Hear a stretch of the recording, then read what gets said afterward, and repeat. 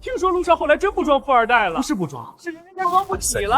我拿到了大量拆迁款，我不甘当普通人，于是拿着拆迁款将自己包装成富二代，钱、面子、圈子我都要，想说人人都叫我陆少。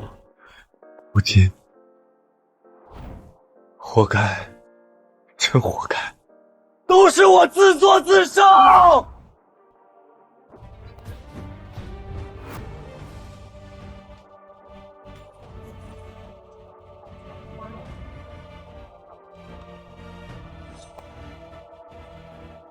你真的越来越像。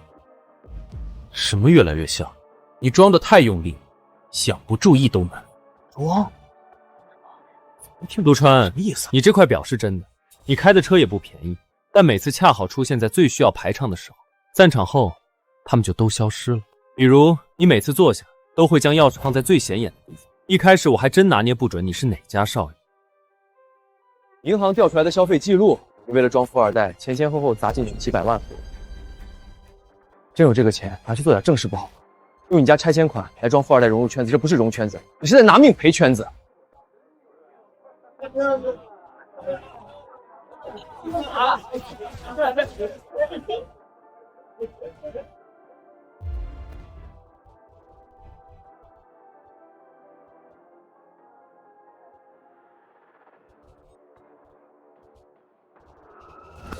如果有来世，我一定要活出自己，而不是活在虚荣当中。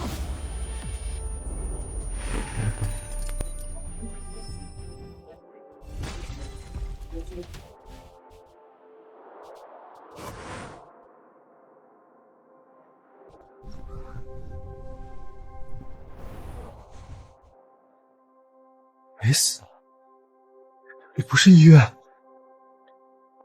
这不是大一我18岁的那天吗？我重生了，1000万拆迁款，一分没少。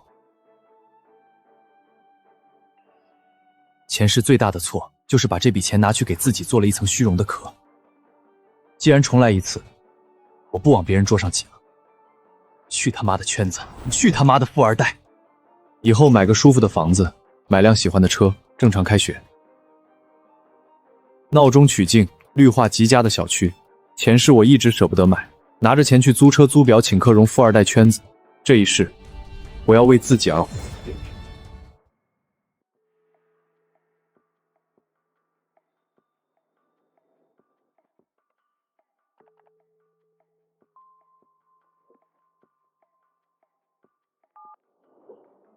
哪位？方先生，我在论坛上看到静园的房源，想约个时间看看。你替家里问还是自己买？自己买，18，刚高中毕业。静园这套不太像你这个年纪会看的房。我看过不少楼盘，很多都是拿来撑场面的。您这套不一样，像真人住的。明天下午4点，静园门口等我。真想买，带齐整。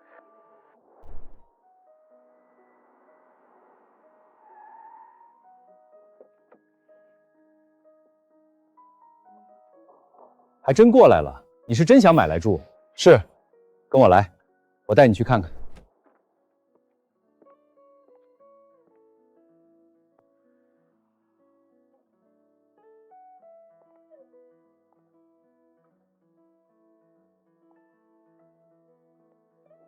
看出什么了？我看过很多房子，一进门满眼都是钱，每一件摆设都在提醒你这东西很贵，你得小心碰。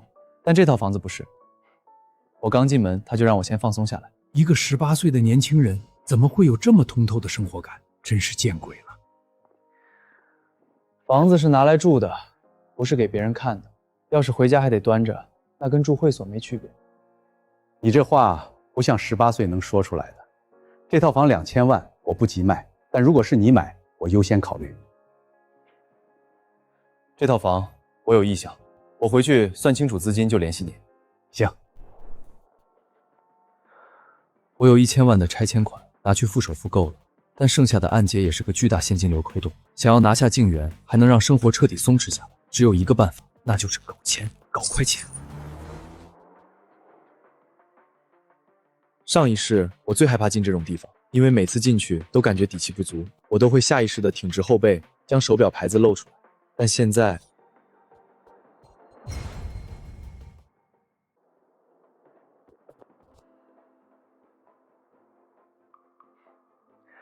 先生，看车啊，我们这里都是高端二手车。您要是喜欢跑车，我推荐前面那台迈凯伦，开出去炸街绝对有面子。不用，我不喜欢炒的。这台怎样？那台啊，车确实好，但没声浪，年轻人开出去不够拉风啊。我是要自己开的，不是买来给别人看的。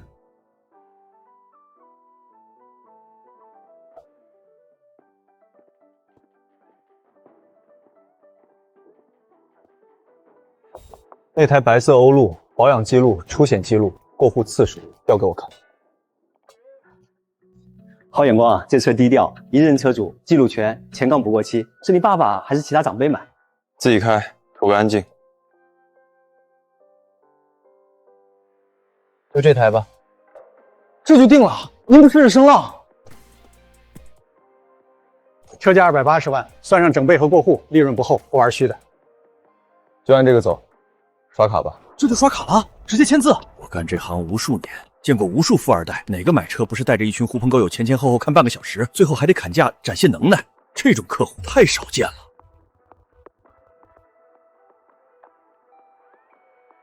陆先生，爽快！要不要给您弄个提车仪式？横幅、鲜花我都包了，再配个摄影师，给你拍个视频发朋友圈。不用，不喜欢弄那些虚的，我直接开走。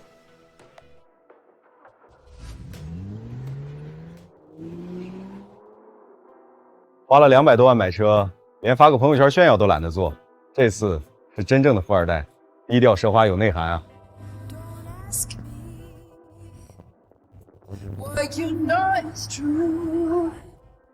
Don't have to tell you. Oh, I love your precious mama. I was tempted. You. 这车总不能一直停在路边，短租房连个像样的车位都没有。看来，静园那套房必须马上拿下了。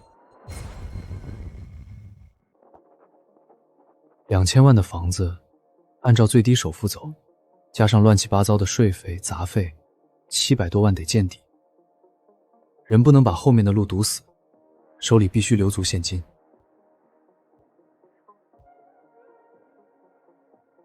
方先生，静园我定，不过我准备走贷款，首付按最低比例来，明天去签合同。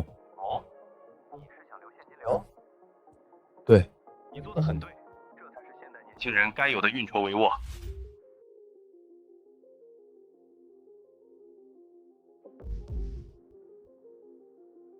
好干净的账户，没有乱七八糟的进账，没有三角债务。他刚满18，竟然手握这么庞大且干净的一笔现金。陆先生，您的条件非常好，首付30%没问题，我给您走绿色通道。麻烦您了。不麻烦，不麻烦。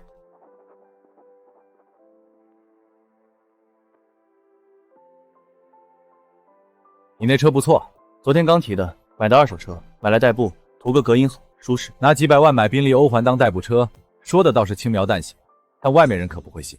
车买来就是用来开的，真要说排场，宾利在江城也不算高调。也是，你这人气场看起来不像是喜欢开着跑车到处炸街的人。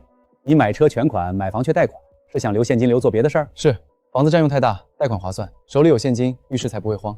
好，不急躁，有成算。方志源，江城商会会长，以后在江城碰到麻烦可以直接找我，以后叫我方叔就行。没想到此人身份竟然这么厉害，上一世若是结交这种人，估计得激动死。而这一世，我要为自己而活。谢谢你，方叔。得知我身份，竟然还如此淡定，这小子不简单啊！你是哪里人？京城。京城刚满18，手里拿得出几百万首付，开着宾利，有钱又不急躁，每句话都说得恰到好处，这绝对不是一般家庭能养出来的孩子。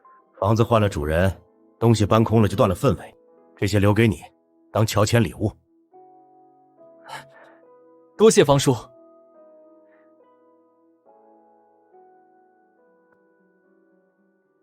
钱虽然花出去了，但房子是我的，车也是我的，60万就算是我这一世的起步资金。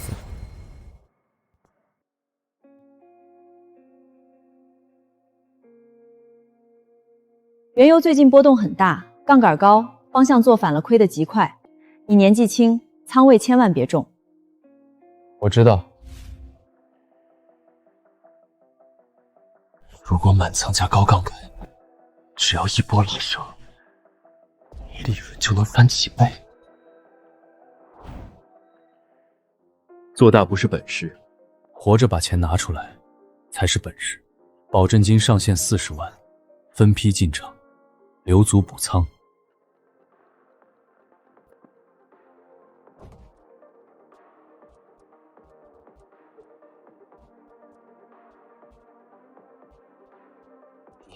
进场。第2笔建仓完成。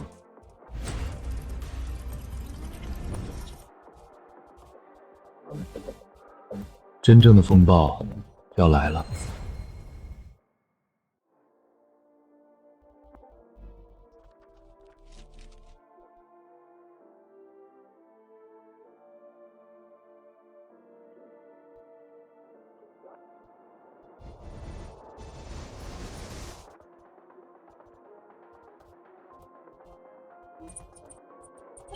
要涨。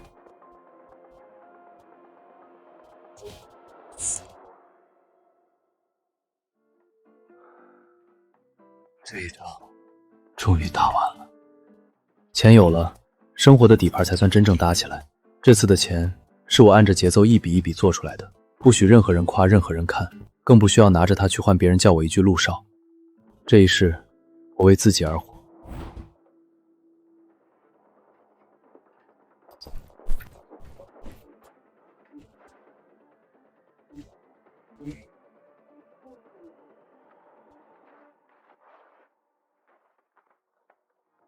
过去的残影该彻底清空了。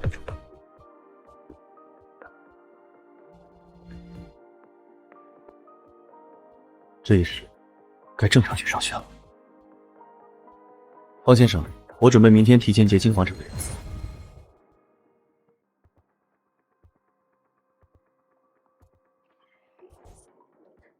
这才过去多久，他就多了这么多钱？陆先生，尾款今天就能走完，后面的抵押解除我亲自盯着，绝不耽误。麻烦了。应该的。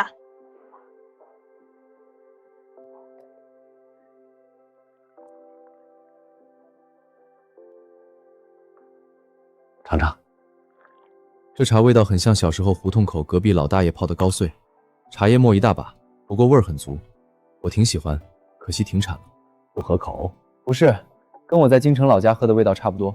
方叔，这茶不好弄吧？这可是市面上根本见不到的特供茶，他竟然说跟老家喝的差不多，张口闭口说的这么随意，半点炫耀的意思都没有，只能说明一件事：这孩子从小待的地方绝对高的吓人。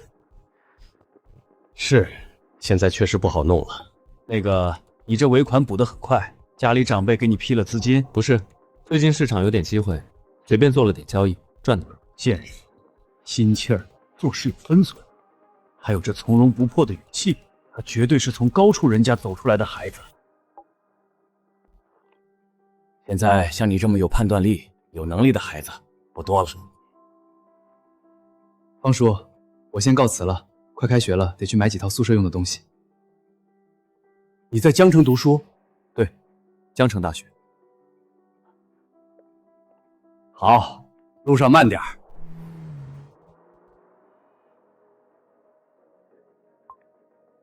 老陈，别说我不关照你，你们江城大学这届新生里藏了条真龙。真龙？这江城还能有人被称之为真龙的？谁呀？京城来的。京城？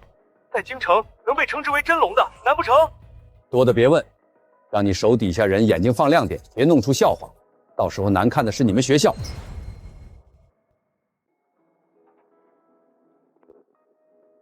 就要上学了，也该给自己买几件衣服了。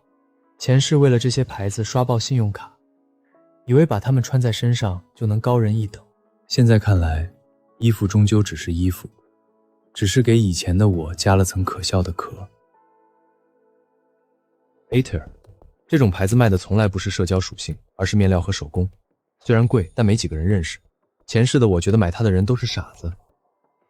不过这一世，我想当这个傻子。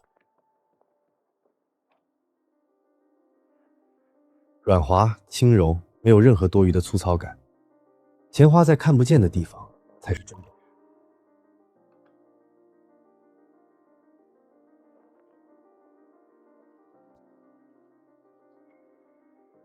先生，需要我给您介绍一下吗？不用，我先自己看看。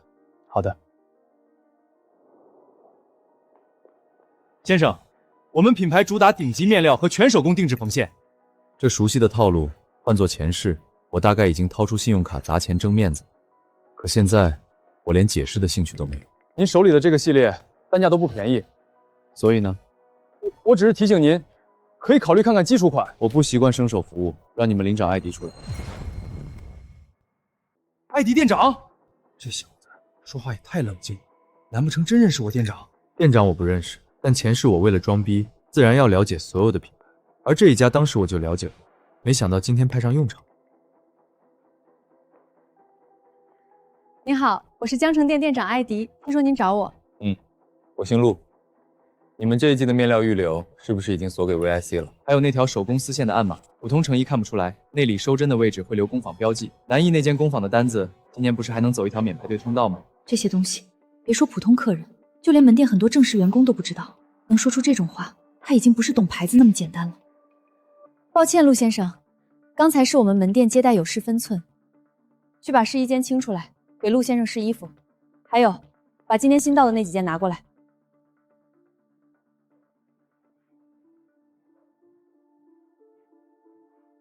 陆先生，给您走了门店最高 VIC 折扣，一共80万。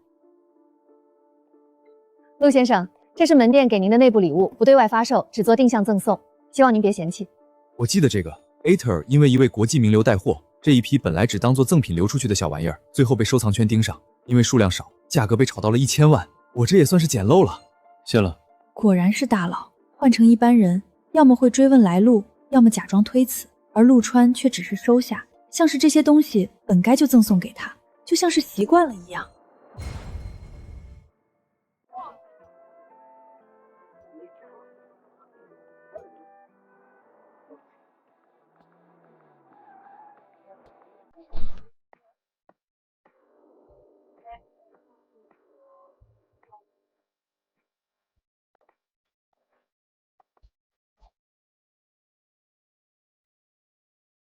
上一世这时候，我租着豪车来报道，为了让所有人都看到我的车，我凌晨4点就开车来到门口，一直坐在车里等着。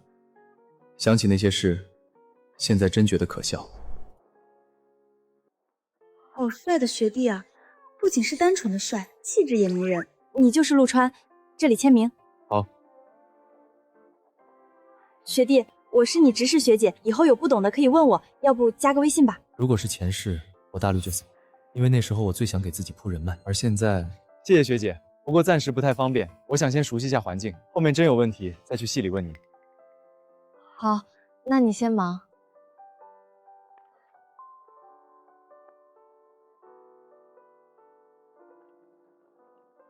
好冷静的学弟，有机会得认识认识。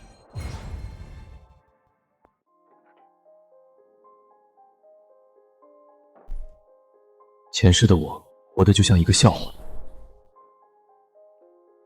这样看起来，应该像是富二代。现在，这层皮终于彻底扒干净了。镜子骗得了我一时，骗不了我一世。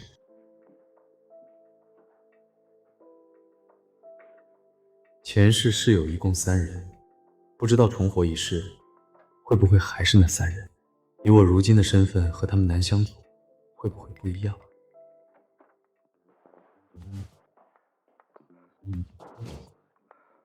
我操，累死我了！没变，看来还是那几个舍友啊。哎呀妈呀，哥们儿你来这么早啊！我叫韩东，东北来的，叫我东东就行。先擦擦汗吧。谢了啊，兄弟。你是不知道，我妈硬给我塞了100多斤行李，光袜子就20双，还有什么沉甸甸的母爱，差点没把我送走。阿姨挺实在，一起搬能快点。哎，川子，你这普通话说的挺板正，哪人啊？京城，首都来的，怪不得气质这么稳重，一点不像那些毛头小子。慢点，慢点，那箱别蹭墙，这什么破学校，电梯还能坏？来了，前世拆仓我伪装的人。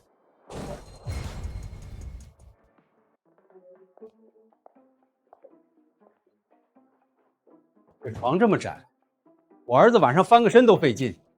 这桌子也旧，回头我给你们院里打电话捐一批新的。空调呢？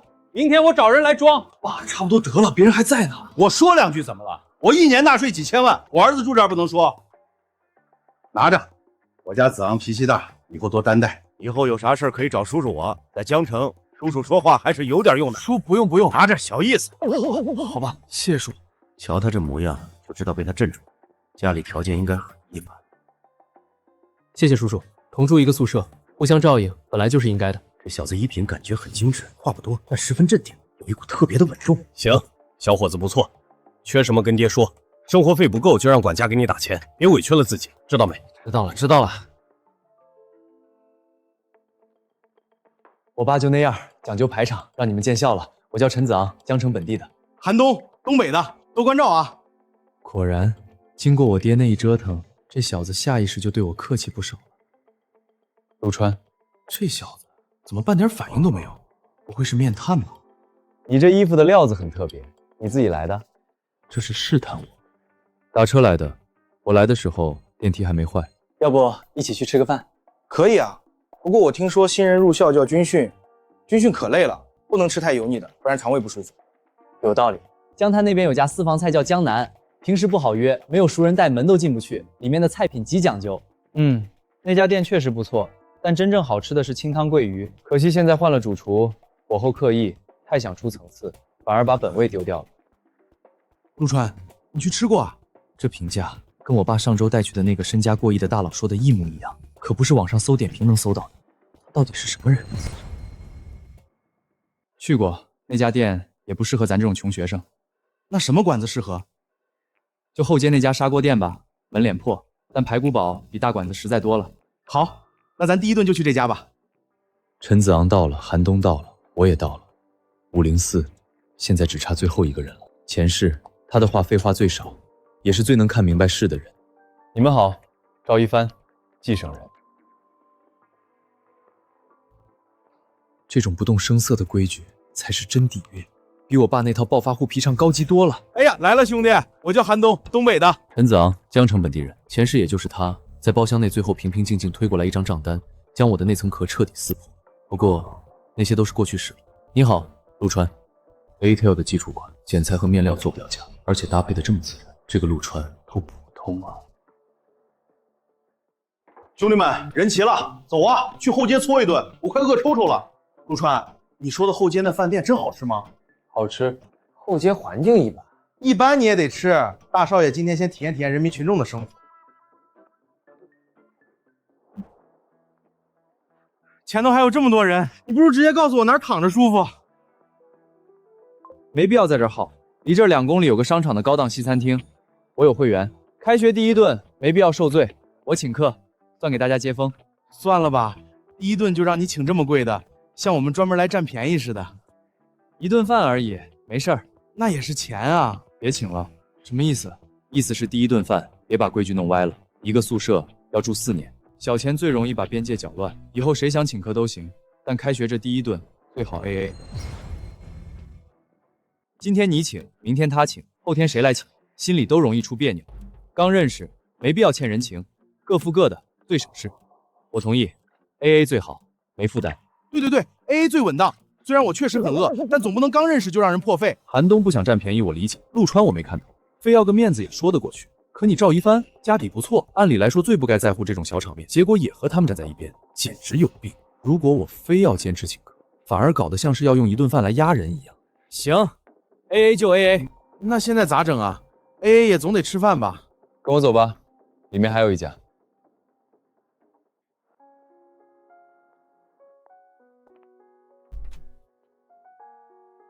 前世504第一次全员出来聚餐，误打误撞摸到这里，味道好，而且还干净。老板，上2盘肉，快！哎，你们大学都有啥打算？我就是别挂科，缠上你呢。我主要拿文凭，顺便跟着家里接触核心圈子。比如昨天，我爸正托关系，想给我排一款顶级奢侈品牌的限量版腕表。那种顶奢品牌，区域总监暗示，至少得先搭够50万的冷门破烂，才刚够资格进排队名单。50万？买个表还要先买50万破烂，规矩也太变态了吧！我要的就是这种效果，普通人摸不到的门槛，只能干正眼的高级感。那个牌子的配货规矩，今年年初就变了。所谓的区域总监暗示你搭售50万，多半是为了清理他们年底的滞销库存。真正能拿到哪款限量表的，根本不需要在门店杂流在，而是看总部的客户代码库里有没有走过免排队直通。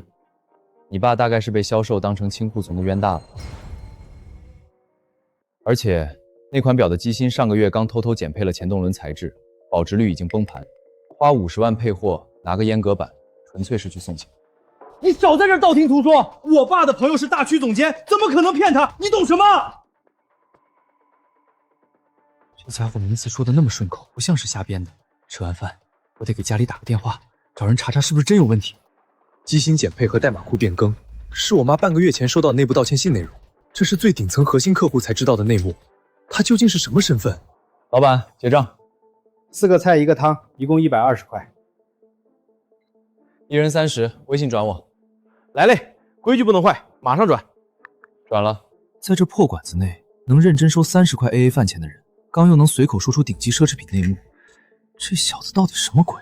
规矩到这一步，算是彻底立住了。谁也别想第一天拿钱做人情，谁也别觉得一顿饭能买来高人一等的位置。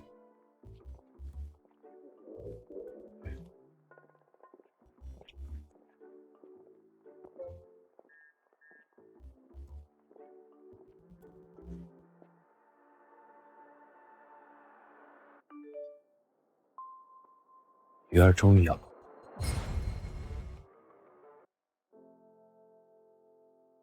许成远，前世这名字在全国金融圈是绕不开的传奇，交易狂魔，盘感敏锐的可怕，控盘精准，但那都是后来。如今的许成远正处于人生最黑暗的低谷期，被各大机构封杀，欠一屁股外债，没人敢用他。不过我敢，所以我在几天前就给他发了私信。切入点极准，直接避开地缘新闻表面，一刀切进了供需端和资金情绪的底层矛盾。果然有本事。如今的他正处于低谷期，急需证明自己，防备心挺重，只露骨架不给血肉，就等着我去亲自找他呢。重生回来大半个月，为了完成原始积累，天天熬夜通宵盯外盘，钱赚到了，但很疲惫，以后就交给许成远了。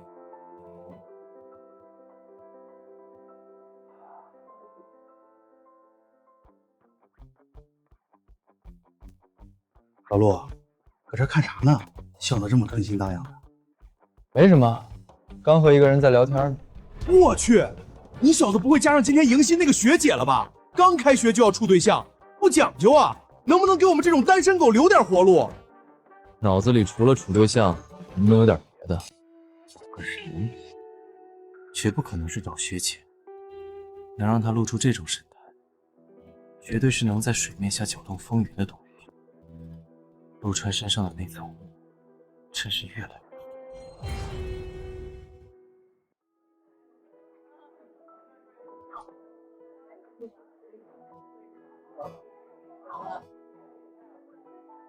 大家安静，都是新生，大家踊跃自我介绍一下吧。大家好，我叫韩东，搁东北来的，优点能吃能扛，缺点脑子慢慢瓢。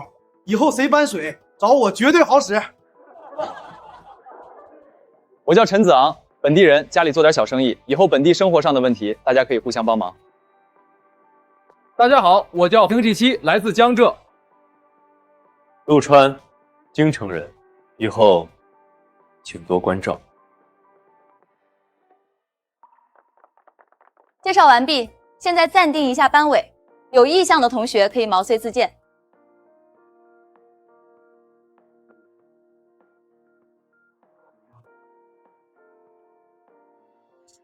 全英文外盘，大宗商品实时盘口，这可不是大一新生能玩转的拿来充兵的东西，上面的每一根线条都代表真金白银的厮杀呀！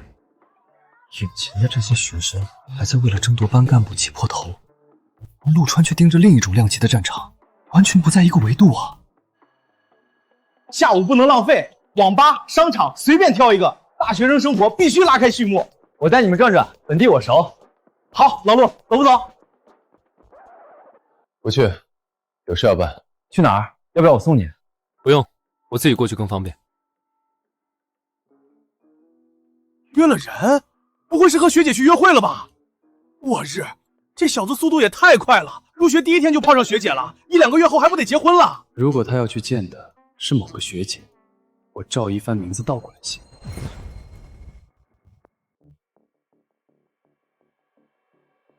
您好，你是不是走错包厢了？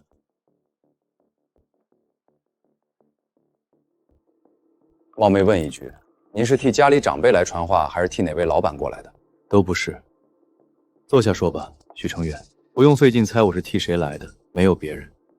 昨晚给你发邮件的那个人就是我。查过你，在上一家机构，你带队做空海外大从盘，方向其实没看错，但你老板私下动了资金池去填窟窿，导致保证金不够，遇上逼宫直接爆场，最后老板全身而退，你被推出来顶锅，你名声臭了，被业内几大机构联手封杀，还背了一身烂债，你现在是个连散户都不如的死。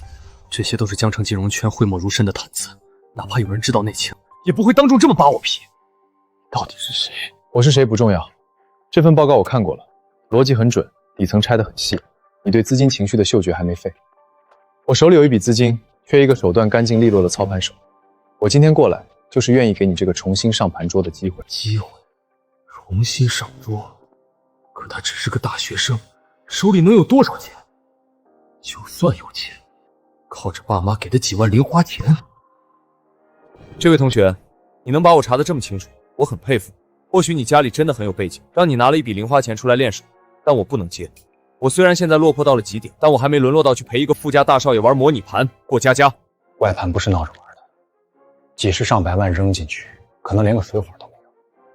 我已经死过一次了，我输不起。抱歉，今天这趟打扰了。1500万的盘子，不打算听听再走吗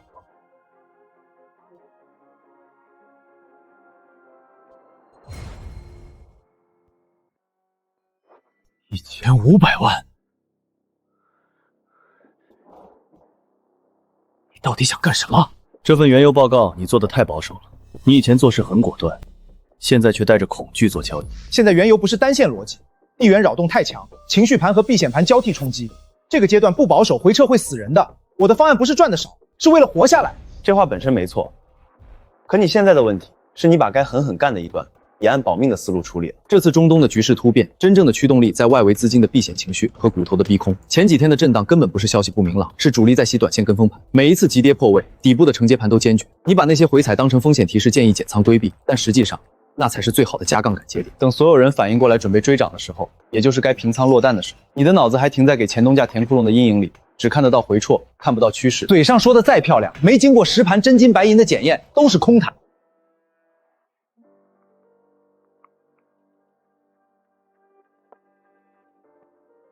自己看，全是原油多单。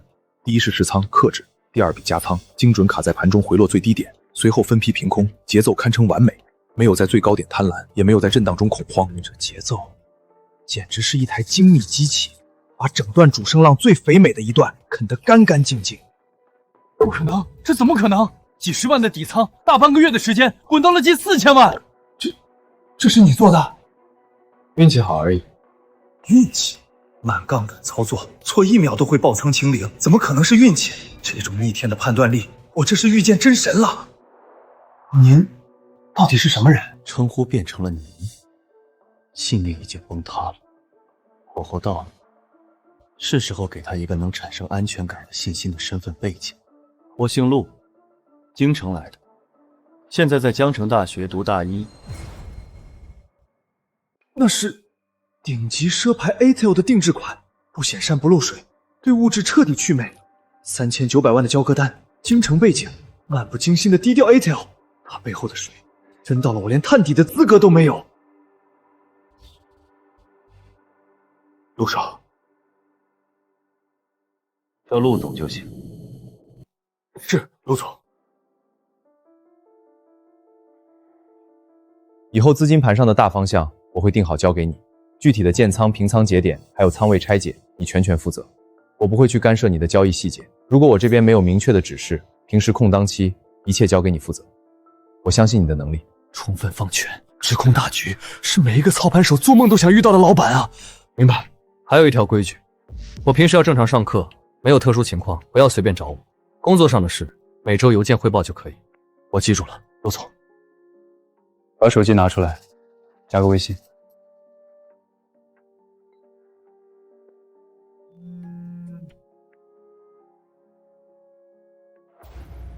陆总，这先收了，拿去买2身像样的行头，找个地方好好吃顿饭，休息2天。我的人出门在外不能太寒酸，休息完之后去注册一家新的投资公司，所有的繁琐手续、场地全交给你去跑，我不出面，也不挂名，卡里是启动资金。公司成立后，我给你10%的股份，你来做总经理。这不仅仅是给我一口饭吃，这是直接把翻身的绝对权力塞到了我手里。您放心，这把刀我肯定给您磨到最利。只要你能把这仗打漂亮，这10%以后会远超你的想象。我不行了，这破空调到底是制冷还是自热啊？我咋感觉它在给我吹暖风呢？我操，川哥，你简直就是下凡的活菩萨啊！刚在校外买的，切好了，趁凉吃。活过来了，这口西瓜算是保住了我的狗命。子航，昨天你爸不是说要给咱们这层楼全换上新空调吗？这都1天了，咋还没动静？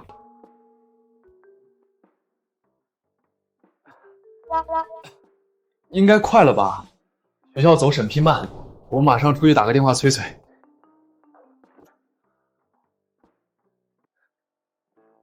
爸，你昨天说换空调的事咋没动静了？室友都问到脸上了。人家后勤处说线路老化，承受不了整更换新，要换得等寒假重新排线，把我拒了。换不了，牛都吹出去了，你让我脸往哪儿搁？行了，我先给你打点钱，你自己找个外包，悄悄给你们宿舍单独装一台还是没问题。空调可以装，但我是本地少爷，最后居然要给爸原吹出去的牛，真他妈丢脸！不行，等会儿买好空调让人来装，一定不能说是我掏的钱，不然太没面子了。打过招呼了，楼太老，线路不行，但我家里给后勤处施了压，走特批，单独给咱们批了一台挂机。我操，真批了？批是批了，我正在催他们直接派人过来装。上一世，我也曾和他一样，死要面子活受罪吧。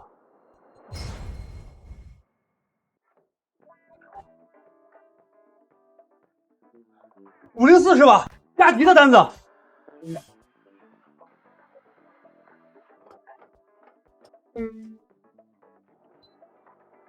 妈呀，活过来了！陈总牛逼，在江城，陈总绝对是只手遮天。不对啊，子航，既然是学校特批的，打来的师傅穿的是外面电器秤的衣服，连个学校公照都没有。而且这都大半夜了，后勤处还加班送空调。那个上一世韩信人这小子也经常脑子转不过狼来，直话直说，戳穿了我不少谎言。没想到这一世轮到他来戳陈子昂了。学校采购的单子本来就走外包，特批的单子走库房来不及，80%是后勤处直接派给合作网点加急了。能大晚上让网点派人带机器过来，还是陈总家里路子广。对，就是外包网点加急的。原来是这样，还得是陈总排场大。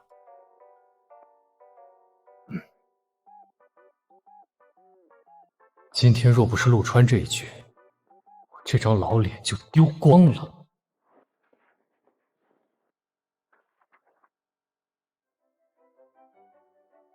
这不是描写维多利亚时代禁忌情色史的书吗？就相当于国外的小黄书啊！好家伙，上一世大家同住一个屋檐下4年，居然硬是没发现这小子是个顶级闷骚。看小黄书看得眉头紧绷，这世上也就他一人了吧？站军姿，要的就是纹丝不动，哪怕蚊子落鼻子上也得忍着。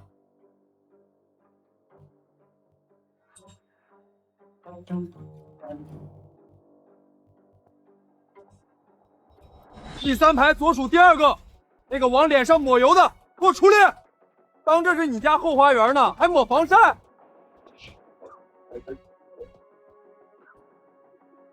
笑什么笑？刚才笑的那个，滚出来！你以为很好笑是吧？报告教官，不好笑！嗓门挺洪亮，是个当兵的料。所有人休息15分钟。奇怪，前世我的身体羸弱，站军姿的时候甚至还昏迷过不少次，他们站了这么久，一点事都没有。而且我在思考问题的时候，竟然回忆起了前世一篇复杂的长篇财经报告。不仅是重生，前世的所有一切都像是被存在了脑海中，随时都可以拿出来翻阅。我不仅拥有知晓未来大事的先发优势，更有精力充沛的身体，以及过目不忘、拥有恐怖逻辑处理能力的变态大脑。重活一世，不仅能重新做人，老天爷还给了我一张最强底牌。太好了，川哥，快看快看，绝世大美女啊！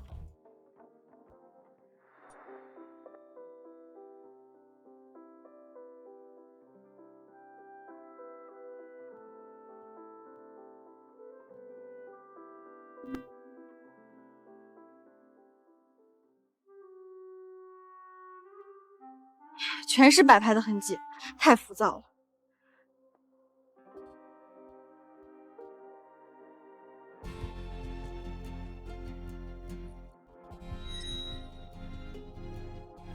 是他。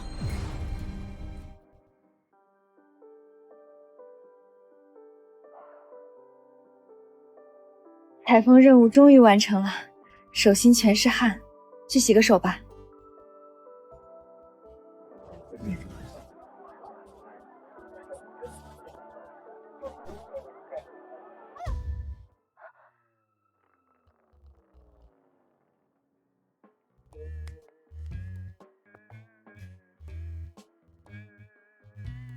又是他，这可是和我搭讪的绝佳好机会。他肯定会像其他男生一样来和我搭话，问我要联系方式吧。小心点，沈学姐，原装的，摔坏了不好配。我的东西上可没写名字，他是怎么知道我姓沈的？你认识我？你怎么知道我姓沈？休息时间结束，10秒钟内都给我回来。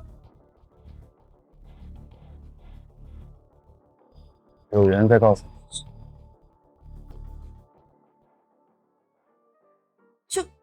就这么走了？这种千载难逢的好机会，他都不和我搭讪搭讪，至少要个联系方式吧？他是从寺庙出来的和尚吗？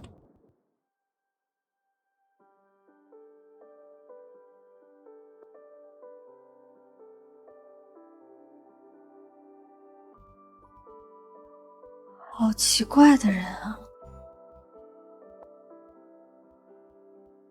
哟，盯这么半天，咱们的制冷机赛花这是开窍想谈恋爱了？谈不上想谈恋爱，只是觉得这个人挺特别的。哟，还看呢？要是好奇，学姐帮你去新生名册里扒一扒。有人在告诉你。不用，他既然说了有缘再告诉我，那就等他自己开口。我倒要看看，他到底是个什么样的人。兄弟们，我感觉我这18年白活了。下午操场上那个端着单反的学姐，那气质简直绝了！我宣布，我的春天正式按下了启动键。趁早收了那条心吧，那种气质，没有钱和背景，从小堆着，根本养不出来，用普通套路根本砸不开。不过，要是真能把他追到手，我倒是不介意下点血本。我老爸刚奖励了我一辆保时捷718，直接送他当礼物。保时捷？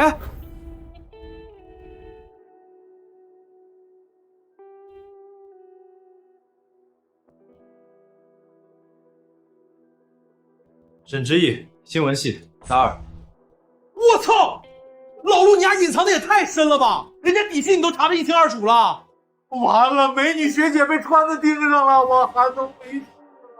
打听个名字算什么本事？真要拼财力，一辆718摆在那儿，你拿什么整？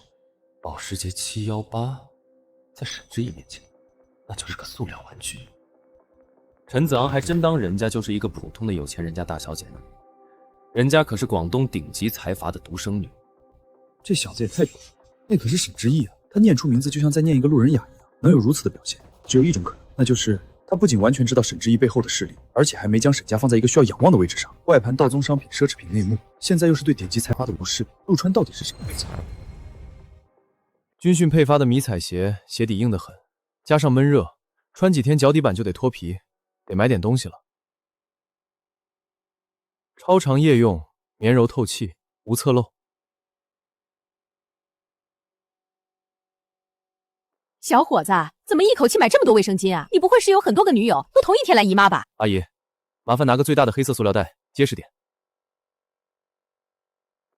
现在的年轻人可真会玩啊！长得帅，确实能为所欲为哈。接着，哎呦我操！川哥，你从今天起就是我亲义父。刚去买了点军训防废脚的神级装备，一人2套，分了吧？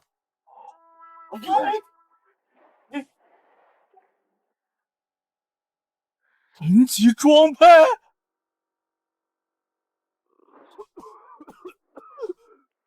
川哥，你这是去打劫女生宿舍了？咱们不至于为了逃避训练集体变性吧？绵柔减重，超强吸汗，这胶鞋底子薄，明天拉训半天就能起泡。垫上这个，谁用谁知道。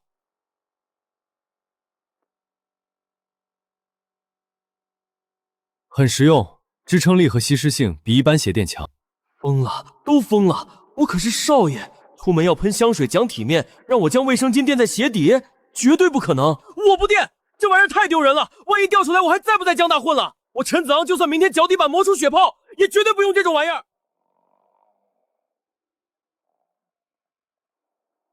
他们都睡了，放这儿了，背着吧。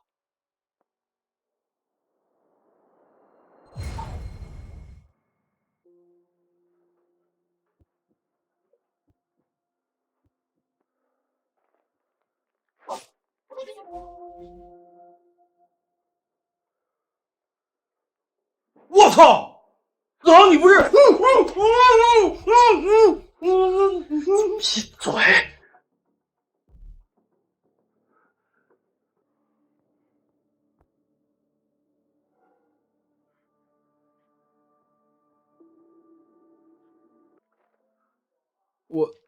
我就是想试试，看看它有多难用，准备拉练的时候好好批判它。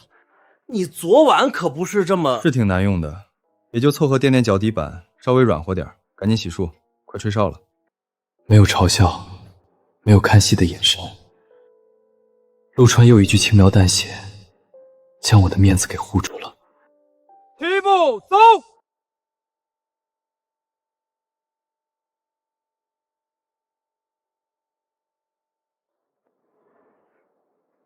谁说这玩意儿不好？我跟谁急，这简直就是人类之光。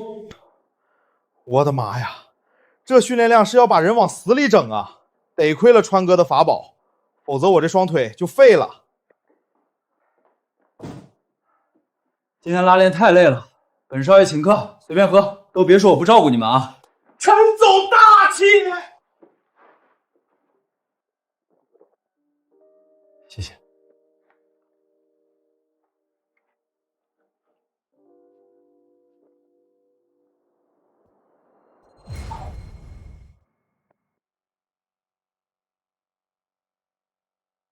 子昂，不瞒你说，明天我高低得再去买2包那玩意儿，这缓冲感简直绝了。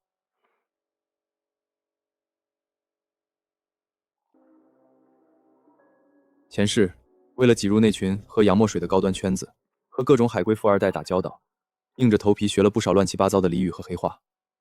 如今看这种书和看普通的中文差不多了。他像暴风雨中的舵手，将船手毫不留情地撞进那片泥泞的温床。这作者文笔一般，阳台这段隐喻用的太刻意了，缺乏美感，纯粹在堆砌词藻。好纯的翻译，俚语底层逻辑都翻译对了。也就是说，这几天陆川一直都知道我在看的是什么书。我好不容易营造出来的高冷学霸人设，连渣都不剩了。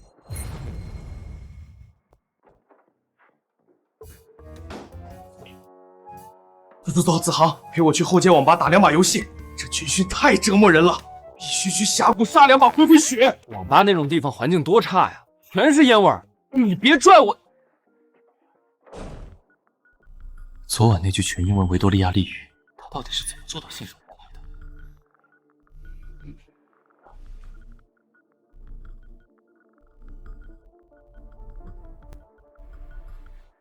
这东西看似普通，实际上是欧洲某个100年历史的传统手工作坊出来的东西，很少对外流通。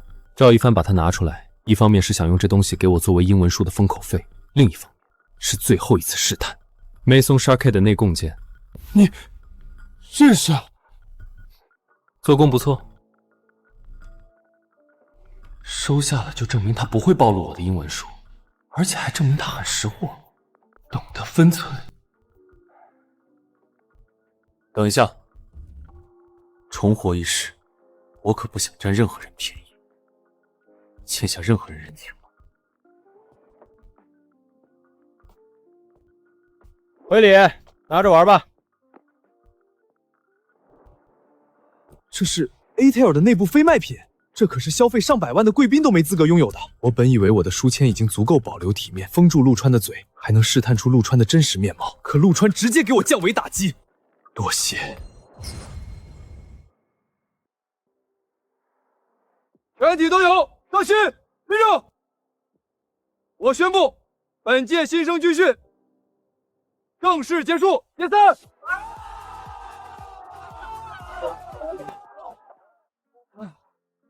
终于熬出头了，哥们儿，感觉现在能吃下一头牛。我操，女神，我女神来了！麻烦填一下军训反馈表。学姐，笑梅这段时间跟着跑场地挺辛苦的吧？以后若是笑梅有什么活动需要帮忙，可以随时找我，加个微信吧，沟通方便。抱歉，工作上的事关注公众号留言就好，我不加私人微信。我堂堂江城陈家大少，竟然被拒绝了。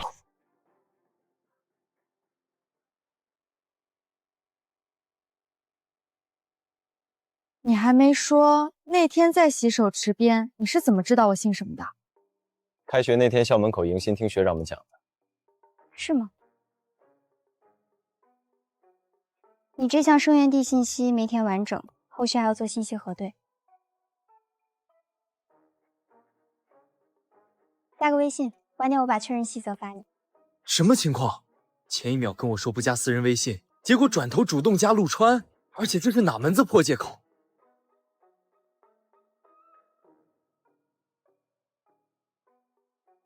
加了。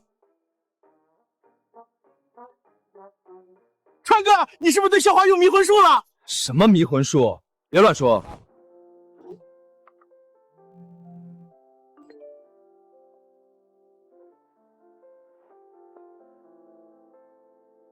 军训结束了，有些事也需要开始了。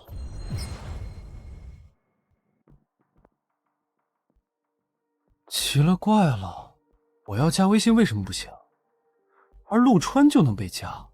这不是区别对待吗？真丢脸啊！兄弟们，为了庆祝军训结束，这周末我安排江城西郊最顶级的汤泉水会，从进门到出门的花销，本少爷全包了。我操，陈总真全包啊！那里头有电脑能打游戏不？顶堆电竞套房，随便你打通宵。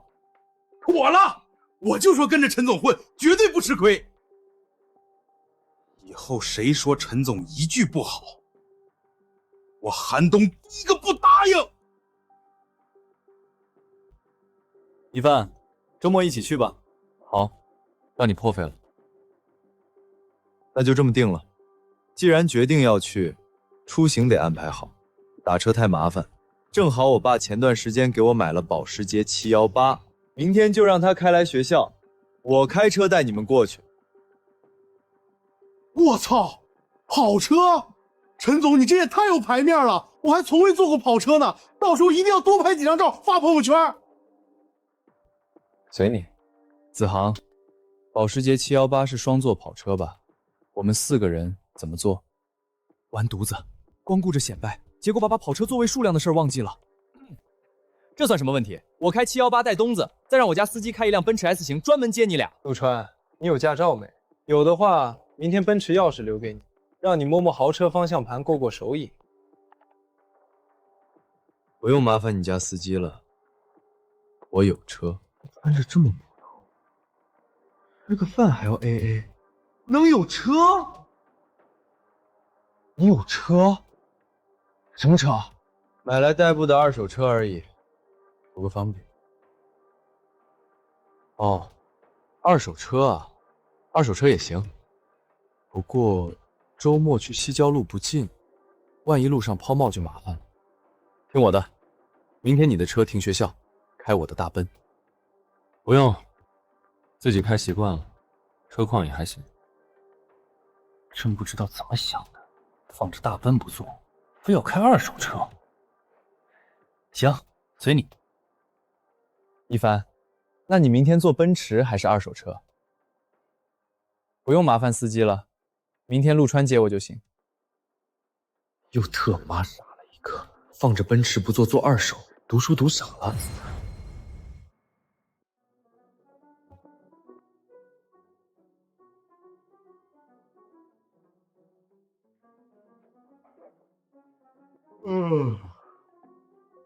老陆，陈总家住哪儿啊？大清早就跑去开车。有钱公馆。啥玩意儿？有钱公馆？这也太土了吧！陈子昂他爸买房的时候专门找人看过风水，觉得这名字能招财进宝，特意花高价买的。哎呦我的妈呀！陈总平时那么讲究，回家大门顶着有钱公馆的名字，反差也太大了。陈子昂那种死要面子的人，绝不可能把这种土掉坯的事告诉别人。要说也会编一个洋气高端的名字，而他爸买哪儿的原因，陆川也知道。陆川到底是从哪里查到的？他背后的情报网究竟有多深？我去开车来接你，你在校门口等我。啊，好。前世，若是碰到朋友一起出去玩，我肯定会租一辆拉风的跑车，而这一世，怎么普通，怎么随心所欲，怎么来。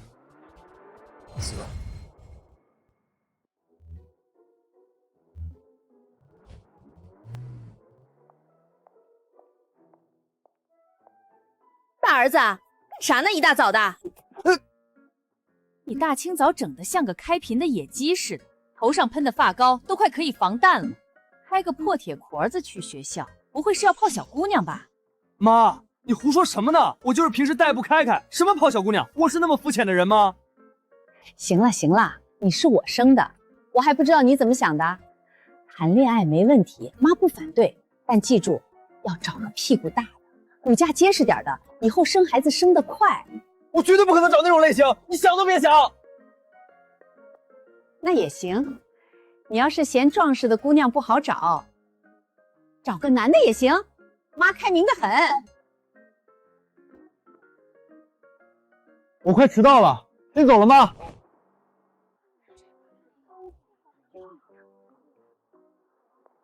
陈总牛逼，太排面了！我这辈子还是头一次离真跑车这么近。行了，代步工具而已，先上车吧，外面热。好嘞，等会儿我一定要多拍几张照片，发朋友圈吓吓老家那些没见过世面的兄弟。迈阿密蓝配红内饰，这套选装，等车周期怕是不短吧？听到没？比起韩东这种只会提供情绪价值的吹捧，赵一帆的话才能切中要害，坐实我排场的人。还是你懂啊，一帆。车漆就去了小10万，加上其他配置，足足等了几个月才提车。这颜色很适合你，确实很有战士度。都过10分钟了，陆川怎么还没到？他那二手车别是抛锚了吧？一帆，你在这儿等他，要是他车坏了，我让司机开奔驰来接你们。我们先走一步。好，那咱就先撤了，你和老陆快点跟上啊。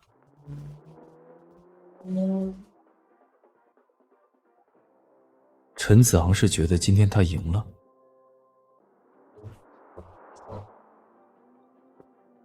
今天这一局，终于是我赢了。陈总，什么赢了？没事。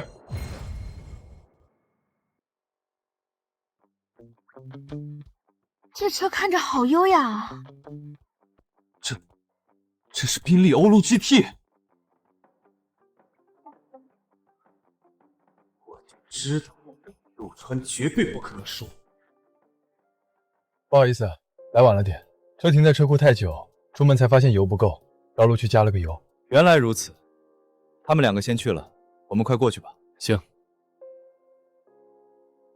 刚上车的时候看到你车牌是江 A54321，这牌子不太好弄吧？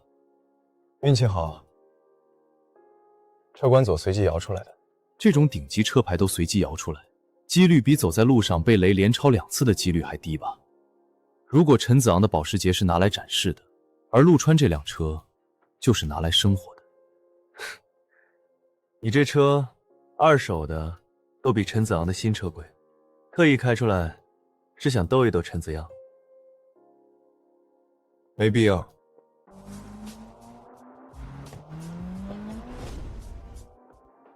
太刺激了，陈总牛逼！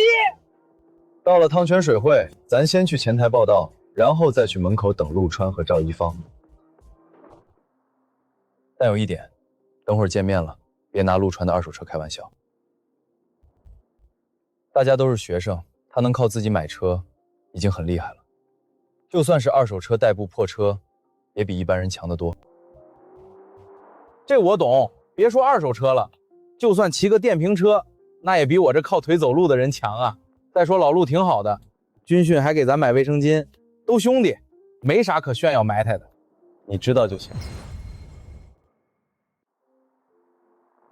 先生，大堂正门仅供落客，请移步普通贵宾区停车。我是这里的会员，今天预定了你们这儿的私人尊享套餐，车也不能停在这儿。非常抱歉，会所规定不能占位，感谢配合。你好，预定了尊享套餐，这是我的会员卡。好的，先生。东子，这里的会员分黄金、铂金、黑心和钻石，越往上越难办理。我爸也是今年才拿到黄金会员的邀请。陈先生，核对无误，请您稍等片刻。好，第一次来这种地方，韩东估计已经被惊呆了吧？你怎么没什么反应？难道是这地方不够档次？档次肯定够，但要论场面大，还不如我们东北的洗浴中心呢。不如洗浴中心？子昂，你是不知道我们东北洗浴文化有多牛。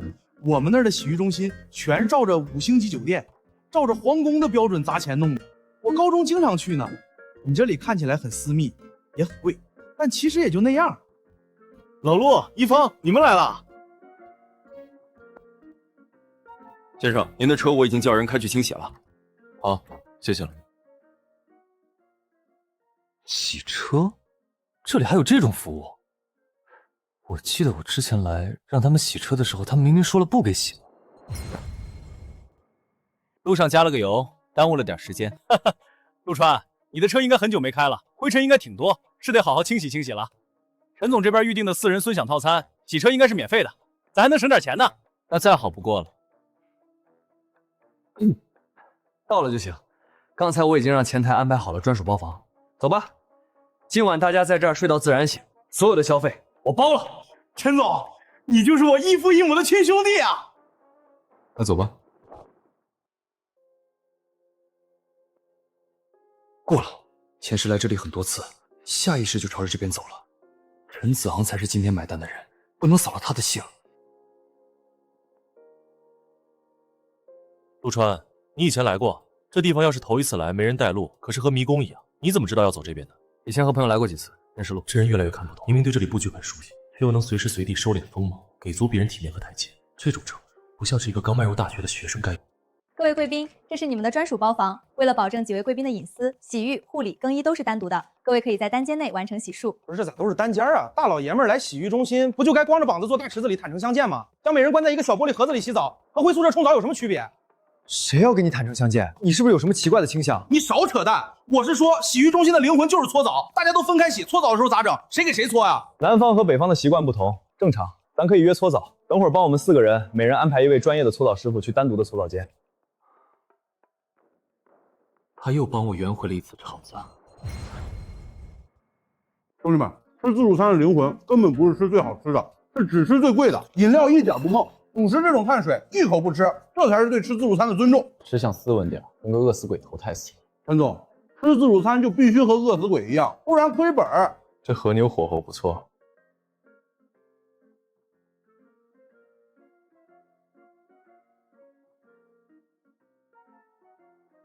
先吃和牛，热的时候油脂香，凉了发腻。老陆，你真是我亲哥！终于干完了，满足。这地方食材虽然贵，但吃起来是真爽啊！消化消化，回包房准备下一项泡丝汤。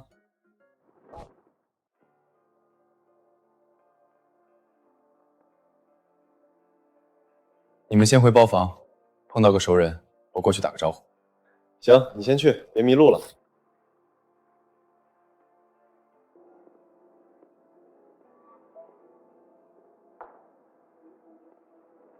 陆少，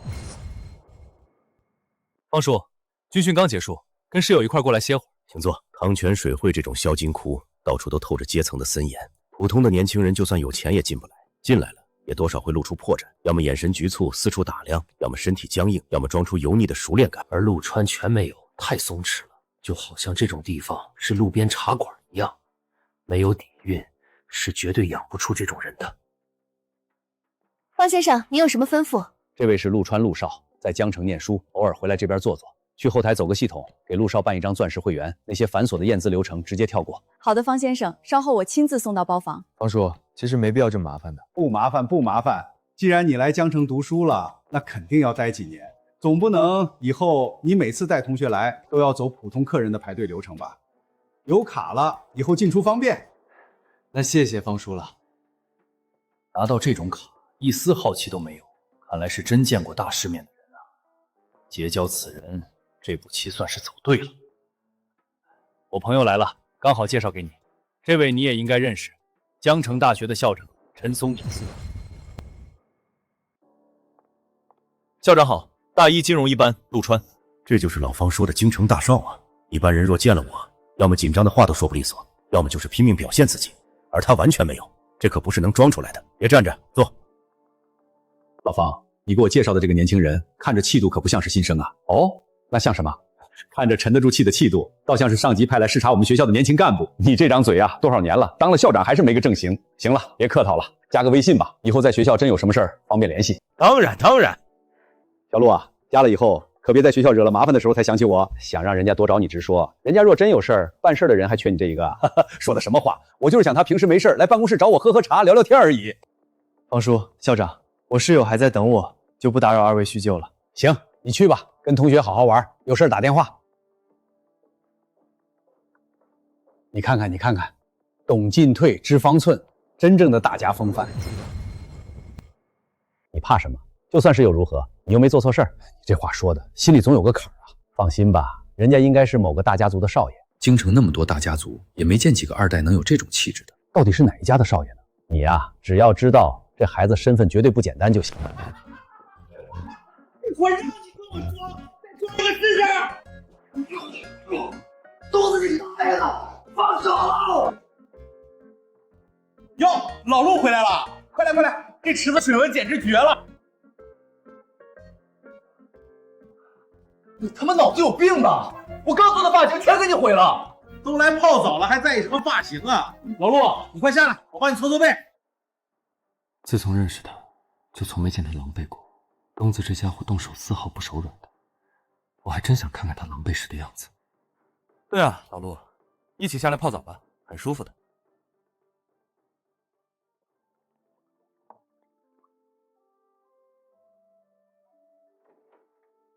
陆先生，这是方会长为您特批的最高等级钻石会籍凭证，以后您来不需要预约，享受最高规格接待。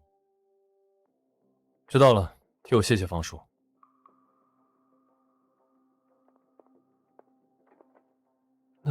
那是钻石卡。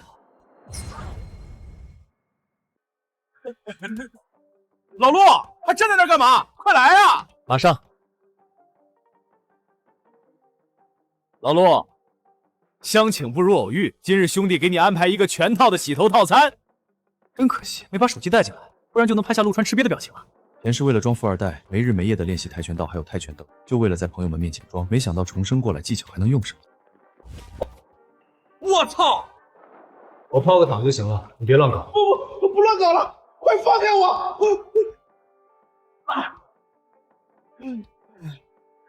陈总，你别乱来啊！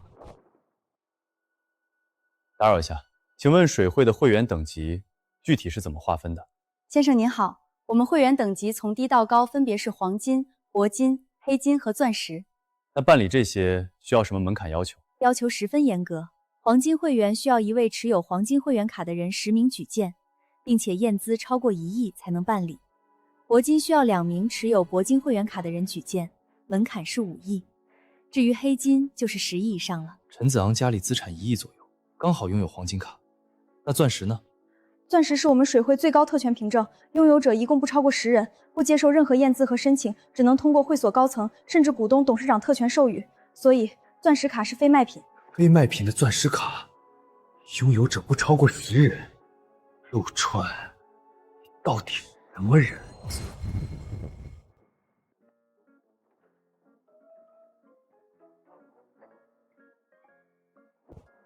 我不行了，这地方的电竞区太他妈带味儿了。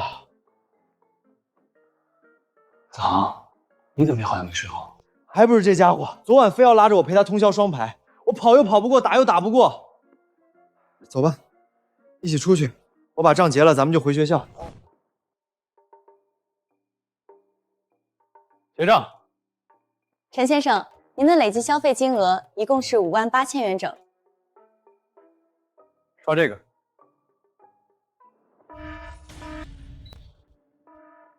是不是你们机器出问题了？赶紧的，我们还要回学校呢。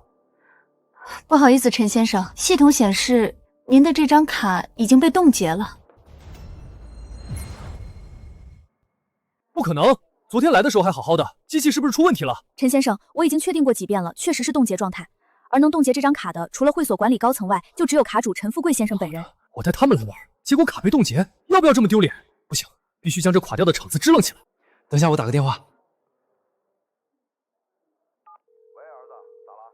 爸，我在汤泉水会结账呢，你怎么把卡冻结了？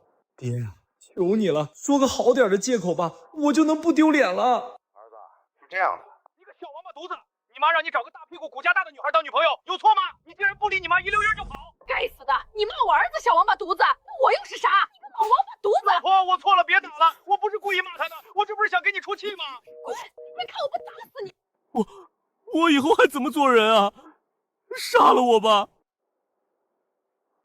这个局面如果让陆川去结账，虽然能解围，但钻石卡也会让陈子昂心中产生被碾压的挫败感，而这也是我展示实力的绝佳机会。我有会员，我来吧。好的，先生。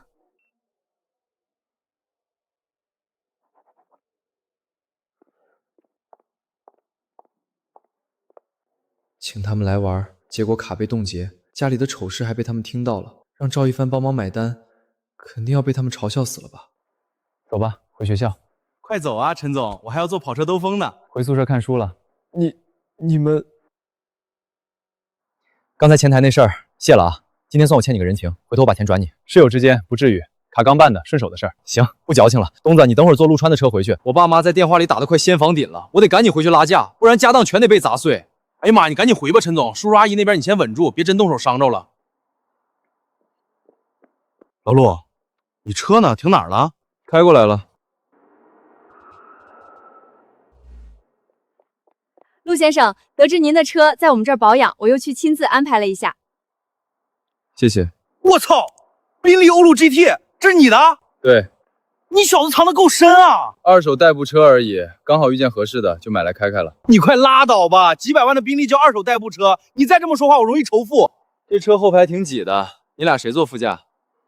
坐后头。我昨晚熬了一宿，正好睡一觉。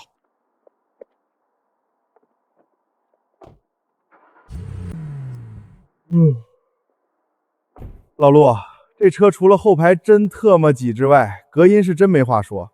我这一觉眯得贼香。回去接着睡。以陆川的性格，应该是图个方便，顺手停在这里的。不过，学校怕是要炸锅了。弄完军训，新生还要弄开学大会，太麻烦了。我操！你看见5栋楼下那辆车没？白色的宾利欧陆 GT， 我看了，车牌江 A54321，这种顺子连号，绝对是哪个顶级大佬的座驾。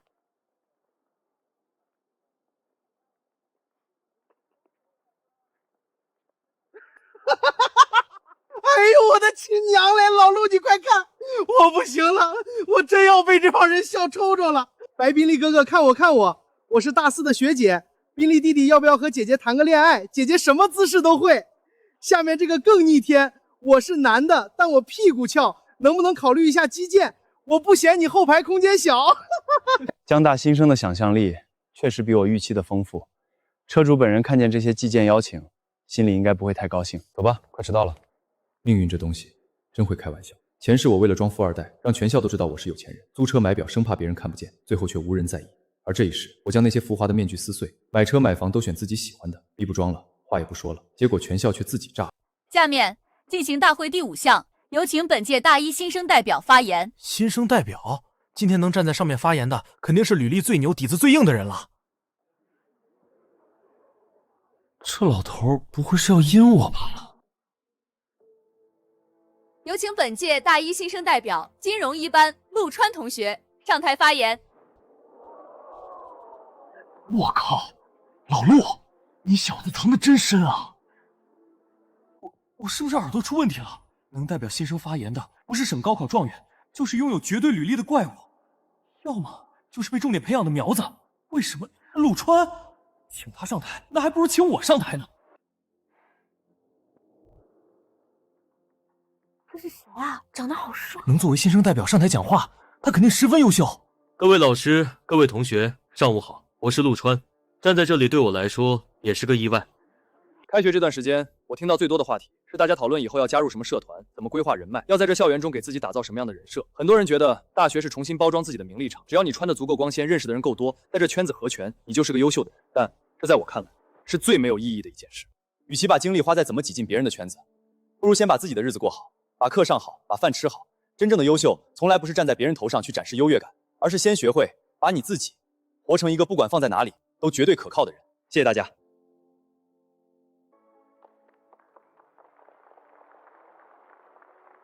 老陆牛逼！这嘴开过光吗？一句大话没有，硬是把我听得热血沸腾了。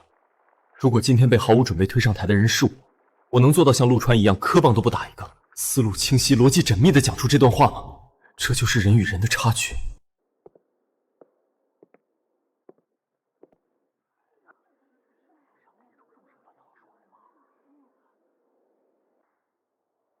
各位同学，刚才陆川同学的发言讲得很实在，不过我在这里得向大家坦白一件事，今天我给陆川同学开了一个小玩笑。这次新生代表名单学校早就定好了，但我特意交代老师，有意没提前通知陆川。我这么做，只是想看看我们江大的年轻人，在毫无准备时能不能接得住场子。现在看来，他交出了一份很不错的答卷。也就是说，他稿子都没写，就说出了这些话，没有发原稿，顺势发挥。我要是被邀请上台了，我得立刻社死吧。今天的新生大会到此结束，大家有序退场。这也太离谱了！老陆，你是真能藏啊！你咋就成新生代表了？你跟校长到底啥关系啊？陆川，等一下。陆川同学，陈校长刚刚有交代，让你现在立刻去一趟他的办公室。去校长室？这已经远远不止在大会上出个风头那么简单了吧？他和校长难不成真有关系？校长，您找我来啦。小川，坐。刚才在大会上没提前打招呼，没生我的气吧？你在汤泉水会叫方志远一口一个方叔，怎么到了我这儿就不肯叫陈叔了？陈叔，您这是在学校里，我怕坏了规矩。咱们私底下不讲那些规矩。小川啊，你那辆白色的车今天在学校动静不小，我等会儿跟后勤打个招呼，把你的车牌号录进教职工内部系统，以后进出校门道闸自动放行。行政楼地下车库也给你留个专属车位。不用麻烦了，陈叔，那台车太招摇了，最近动静已经够大，我准备再去买一台低调点的代步车，就过普通的大学生活。面对这种能够在几万名学生都想要的特权，他竟然毫不犹豫拒绝了，而且理由是想要低调。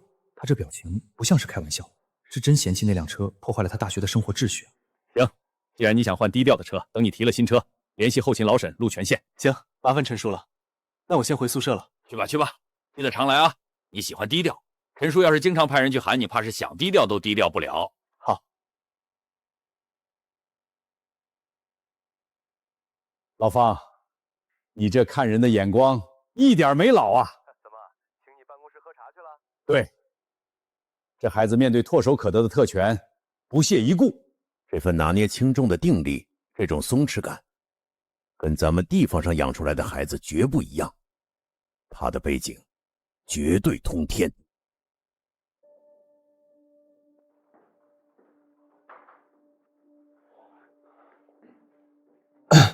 一帆，昨天在汤泉水会那事儿谢了。我知道要不是你出手，我这脸在江城就算是彻底掉地上了。这人情我记着。真没必要，一点小事而已。你先别急着拒绝。我本来想微信转账，但我爸说，既然你连黑金卡都能随便掏出来，转钱太俗气。但这东西全天下不管谁看见了，就没有不喜欢的。我操，陈总，你这手笔也太硬了！陈叔叔说的太对了，这全天下谁不喜欢黄金啊？这叫硬通货。行，那我收了。既然收了礼物，那温泉的事儿就彻底翻篇了。这些有钱人的圈子也挺有意思的。对了，我听说咱学校停车场停了一辆白色的宾利，现在学校都闹疯了，疯狂发帖在找车主。这到底是哪个新生这么猛，排场搞得够大的？那还能是谁的？川子的？他不是一直说那是代步车、二手车吗？几百万的宾利，代步？之前我以为来宿舍后是降维打击，如今一看，赵一方应该是排第一，而陆川排名第二，我是老三啊！川子，快看，你现在是真的出名了！现在学校里有一群人每天在停车场蹲点，甚至有人架起手机开直播，教授必须把你揪出来。前世我租车装逼的时候，最渴望的就是这种关注度，可现在这种关注度破坏了我原有的生活秩序，我重生回来可不是为了装逼的。总，我想请你帮个忙。什么忙？你先说。帮我把那辆宾利从学校里开出去。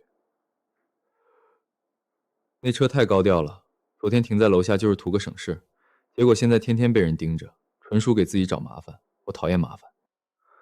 在这个年龄的男生，若是有几百万的宾利，巴不得将车焊死在最显眼的位置，而他竟然说这是麻烦。既然只是把车开出学校，你怎么不找一帆？他应该也有驾照吧？你是本地人，路况熟，开车也方便，而且你本来就喜欢车，交给你最合适。而且挪车只是一半，我已经买了一台新车，适合日常开。今天我还得去一趟车管所上牌，我想请你陪我走一趟，把牌子上了，然后一起回学校。让我陪着跑一趟，这已经不是挪旧车那么简单了，而是让我深度参与陆川下一台座驾落地的全过程。这意味着他已经没把我当普通室友看待，而是当兄弟看待了。行，这事儿交给我。我在后街的路口等你。OK， 你先去，我收拾一下。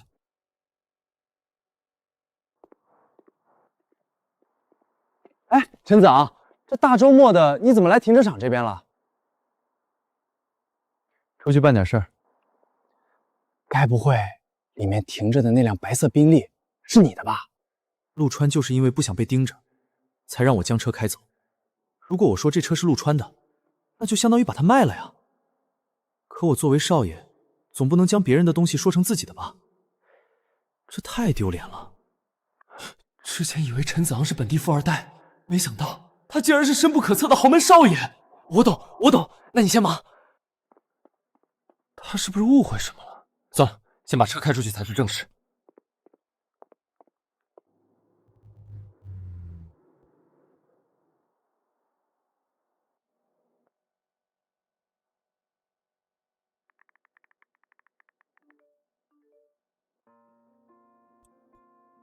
你那台新车什么时候买的？刚买的。既然嫌宾利豪调，又强调是日常代步，那新车多半会往下落到奔驰 E 级或者奥迪 A6L 这个级别，对他来说应该是极大的克制了吧？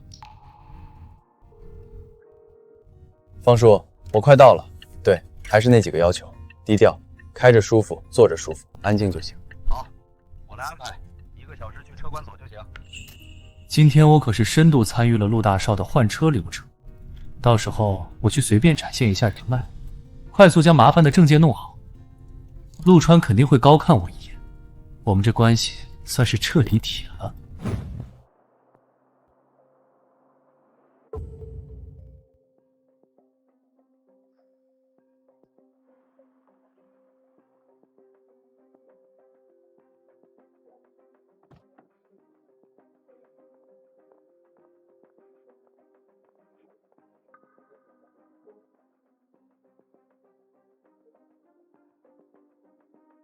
陆先生您好，我是方会长的助理，您叫我阿强就行。按照方会长的交代，这台车的外形足够普通，绝对不会引起任何不必要的关注。全车做了顶级双层隔音，底盘滤震重新调校，相关手续我已经全部打好招呼，只需您亲自走个过场。多少钱？陆先生，车款和手续费用一共235万。不过会长说了，您不用着急费用的事情。我能接受方志远用人脉和渠道帮我办事，毕竟可以省下不少时间。但买车的钱可不能让他出，人情是人情，账目是账目，若混淆了，以后的路就走不宽了。晚点我会将车款打入方叔账上。明白，陆先生。你知道基晋源吗？帮我将那辆宾币车开去晋源地下车库，到了后，车钥匙交给物业管家就行。好。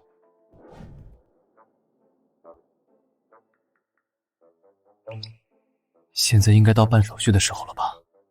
该我出场了。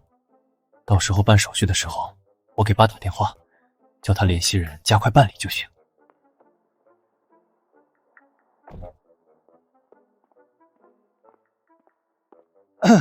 老陆，这边新车落地要办手续了吧？对，不过这位先生已经帮我处理好了，小事儿，我叫我爸帮忙。什么？处理好了？对，麻烦了。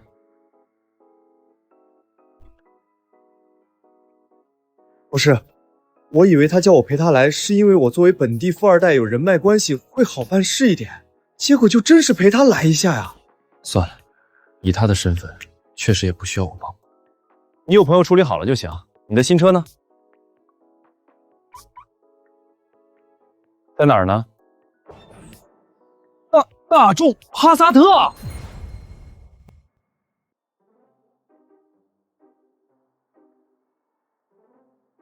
不对，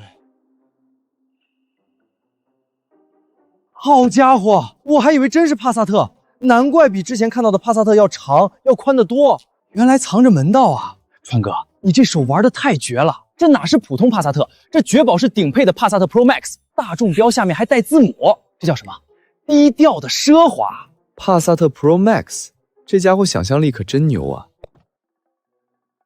你干嘛？怎么了？咱不是回学校吗？临时牌照都没有，你想被交警直接扣在这儿？手续的问题有人帮忙处理，拍照得自己去办。忘了。子航，你帮我选。我？大哥，这可是你新车上牌，这么有仪式感的事，你让我代劳？对，只有一个要求，越普通越好，绝对不能带6和带8。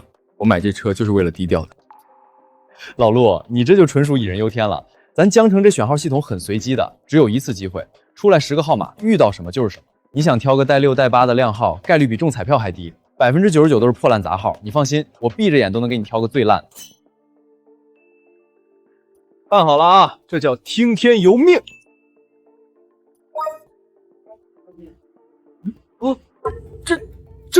这他妈什么情况？我刚才不是特意强调了吗？别选带6和8的，这能怪我吗？这是系统强制给的10个选项，全特8是6和8。这要是挂出去，人家以为你是刚从矿里出来的煤老板。能不能不选，重新摇一次？手续都绑定了，只有一次机会。那你帮我挑个最低调的。你让我怎么挑？这个还是这个？哪一个跟低调沾边啊？不行，我不选，你来选。我也不知道该怎么选啊。小刘，怎么今天有空给我打电话呀？所长不好了，上一任所长落马。什么？他不是到省里去了吗？怎么会这样？听说是被人举报关于买卖车牌号的事儿。以前的陈年往事被查出来了，他利用私权私自保留特殊车牌号。所长，您自己也要小心啊！完了，上一任所长都落马了，那我不对，还有机会。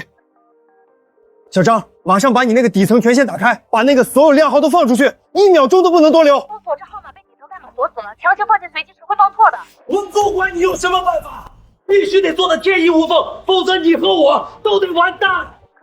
可一共有11个靓号，车封锁系统只能一次给10个，还有一个放不出去啊！完了。不过我可以临时写个脚本，利用超时自动分配的系统 bug。正常情况下，用户在规定时间内没有选号，系统就会从10个号码中自动随机派发1个。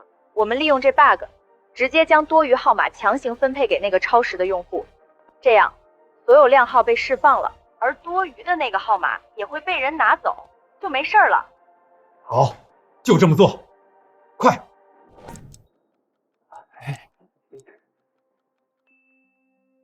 坏了，光顾着纠结，时间耗过去了。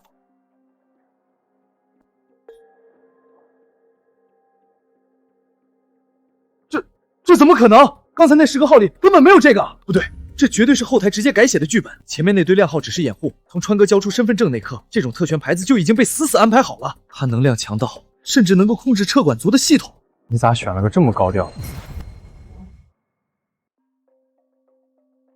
行了，走吧，去拿牌子。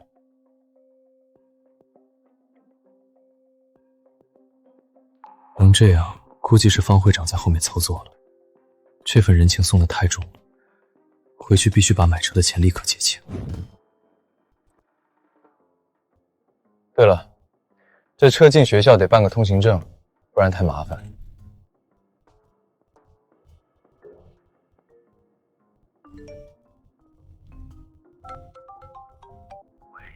陈老师，我是陆川。陈校长上午说让我有事联系你，我换了台新车，想办个校园长期通行证。陆同学你好，陈校长专门打电话跟我说过这件事，您把车型和车牌号报给我。大众腾轰，插牌号江 A 00006。江 A 4个0，1个6。哎，换了辆低调的车，结果车牌号却阴差阳错选了个不低调的。对，陆同学您放心，1分钟后您的车在江大所有校区内部通道24小时无障碍通行。另外，行政楼地库原本预留给校长的1号专属车位，我立刻给您腾出来。校长的1号车位，还有全校通行证，他就算是校长私生子，都不可能有这待遇吧？唉，我何时要是有这待遇就好了，可惜啊，身份地位不够。陈老师，方便的话，再帮我一个同游也办个长期通行证。车牌号江 A NB 945。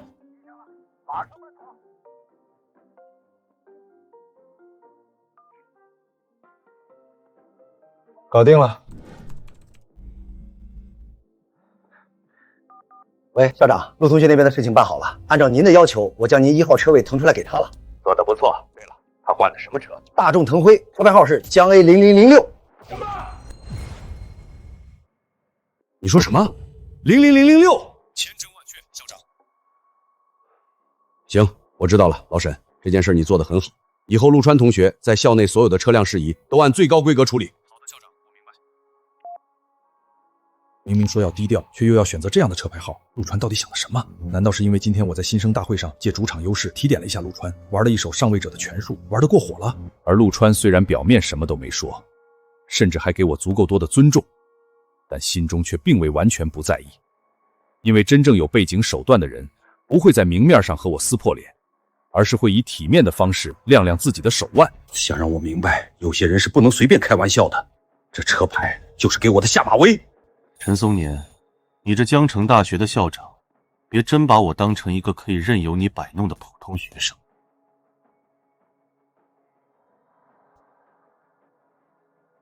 不行，得确定一下，这腾辉和车牌到底是不是陆川通过背后的人在对我发出警告？万一是，那就真麻烦了。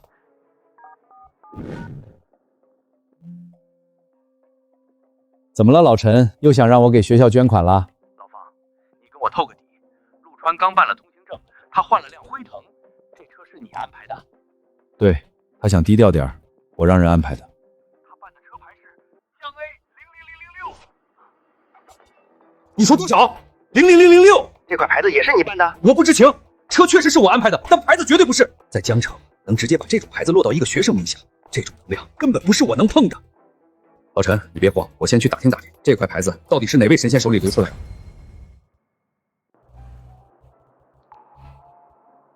这位置确实方便，离电梯近。靠着老陆你，我的车也算有了正规编制了，别的学生车都进不来，我的可以。老陆牛逼，走吧，回宿舍。你会不会玩？大招留着下载啊！赶紧上！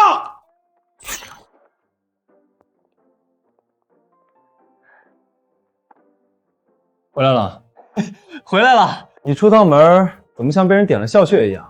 没顺便去医院看看？你不懂，这叫阶层的跃升。我这趟出去算是彻底开眼了。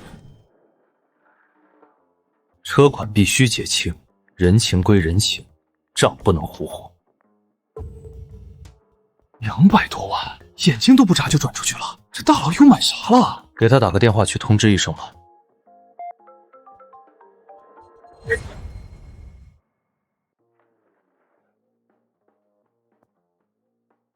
小川，没打扰你休息吧？没有，刚回宿舍，准备给您打电话呢。那个小川啊，车开着感觉怎么样？挺好，刚才235万的车款我已经转到您账户里了。这次真的要谢谢方叔，账牌的事儿您安排的太利索了。手续没给你添麻烦就好，特别是那块车牌。没有麻烦，这块车牌确实很特别。车和车牌的事儿我都记着，以后有机会这份人情我一定还上。明明车牌不是我安排的，他却非说是我安排的，他到底是什么意思？我知道了，他是在点我。他背后的家族不方便出面，故意把这块天大的车牌甩给我当掩护，这是把我当白手套，给我送天大的人情啊！小川啊，有些事儿大家心里都有数，话就不必说太透了，你觉得呢？您说的对，这件事就不必再往外说了，低调点最好。车牌就当是正常的流程办下来的就行。你放心，方叔什么都明白，该怎么说，该怎么做，我心里有数。这点小事儿，在我这儿绝对不会出问题。外面的事儿有方叔替你处理，那就麻烦方叔了，改天有空去拜访您。方叔这人可真敞亮啊，确实是个值得交朋友的人。这种情况就相当于一个顶级豪门的人出了事，让人去顶包，你只要帮忙顶包了，以后就相当于搭上了顶级豪门这条线，人家就欠下了你人情。我早就想往京城发展了，这个锅我背定了。我只要将这件事处理得漂漂亮亮，就完美完成了陆川的任务。虽然这事儿麻烦，但稳赚不赔。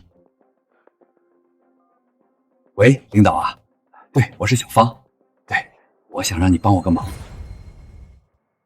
兄弟们，明天可就正式上课了。这开学到现在，咱们宿舍都没一起喝过酒，今天晚上不得好好整一下？行啊，今晚我请吧，大家想吃什么随便挑，我来安排。那不行，你军训的时候都请我们喝红牛了，今天这顿说啥也不能让你来。这顿我请，我虽然穷点，但请兄弟们出门撸顿串喝酒，那还是完全请得起的。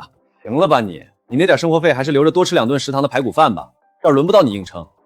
要不我来吧，千万别！你上次在水汇前台直接刷了5万8出去，眼睛都没眨一下。今天这顿要是再让你出钱，我这脸以后在宿舍里真没地方放了。就是，一帆你可快收了神通吧。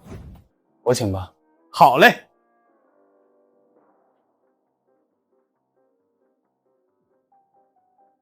不是按照正常的宿舍社区流程，你们现在不应该先稍微拒绝我一下，然后再提出 AA 比较好吗？那怎么能一样呢？你小子藏那么深，请兄弟们吃顿饭当疯狗费，完全不犯毛病。你瞧瞧你最近干的那些事儿，几百万的白色宾利，你管那叫二手代步车？车牌挂着江 A54321，全校都在找你。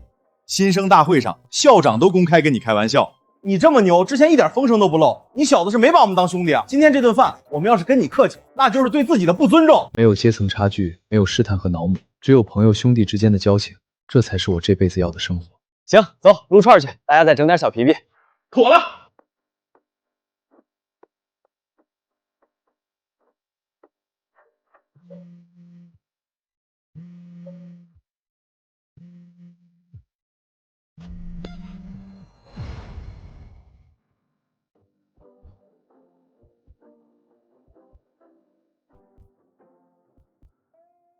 老舅，这可太新鲜了！这家伙平时就像滚刀肉，今天竟然如此唯唯诺诺。刚结束2天，老舅，你小子听着，老舅给你寄了点咱老家的东西，这会儿已经到你们学校大门口的快递站了，赶紧去拿去。对了，我还弄了点鹿肉，还有鹿筋和鹿羊，另外还单独给你装了2瓶自家泡的鹿血酒，拿回去给舍友分分。出门在外，人家对你好，你不能抠的光顾着自己，不能给咱东北老爷们丢脸，知道不？知道了，老舅，我等会儿就拿去。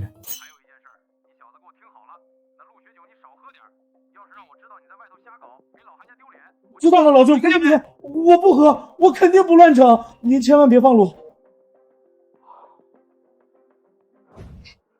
东子，你老舅不是挺好的吗？大老远给你寄好吃的，咋接个电话怕成这样？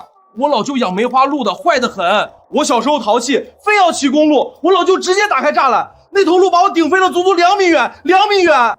我趴在地上，屁股疼了1个月。从那以后，他就不停用放鹿顶你吓唬我。你们别光顾着笑，等会儿拿快递，你们都得跟我一块儿去。老板，我取这个快递。同学，这个巨无霸是你的，253斤，知道的是快递，不知道的还以为我这是批发市场呢，赶快弄走。250多斤的快递，东子，你老舅可真照顾你啊！我打开看看。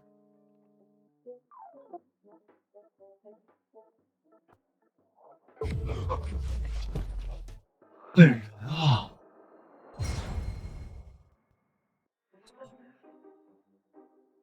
东子，你老舅是连全尸都给你打包送来了。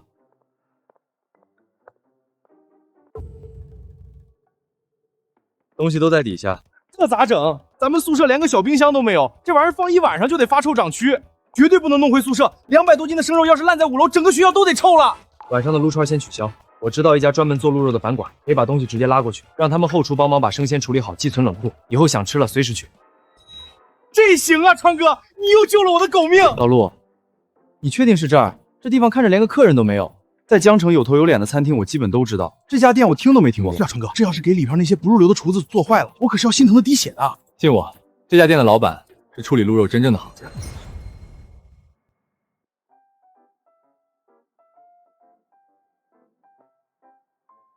前世大二的时候，这家店以惊世骇俗的姿态横空出世。这家店的老板不仅精通东北菜，对鹿肉还有林间野味的烹饪堪称妖孽级，一连拿下不少厨师荣誉。名头打响后，请陆宴一时间开遍全国。只不过现在这家店还默默无闻呢。几位先生晚上好，请问有预约吗？没有预约，我要找你们老板。几位先生，请随我来。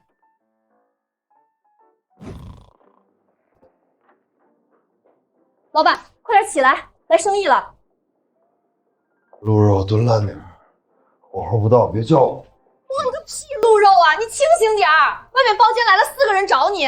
你今天要是再把这单生意黄了，咱们这个月就真破产了。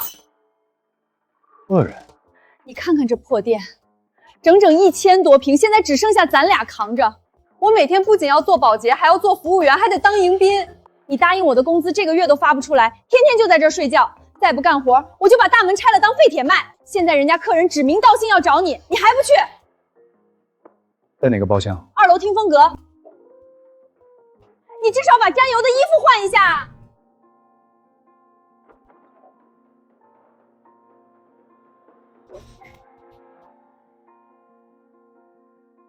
鄙人陆德韶，是这里的老板兼厨师，不知哪位找我？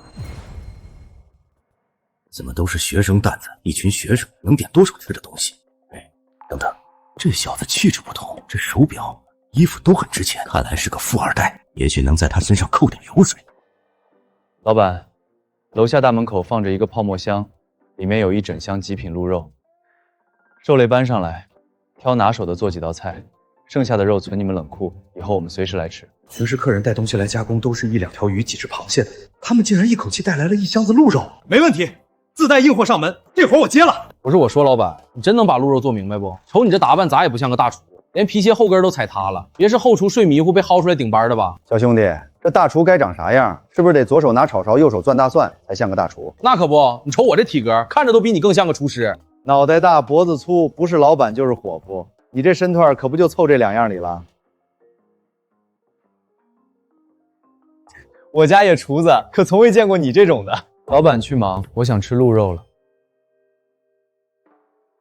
行，我下楼去验货。几个学生能带啥好货？别是便宜养殖鹿，膻味通天，处理都要处理半天。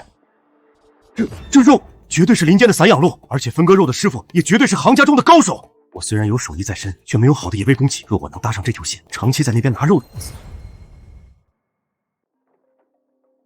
肉我看过了，是这2年见过最好的极品，好肉不能糟蹋。我得按师傅传下来的老规矩做，给我1个小时。行，你看着做。1个小时能做出什么花来？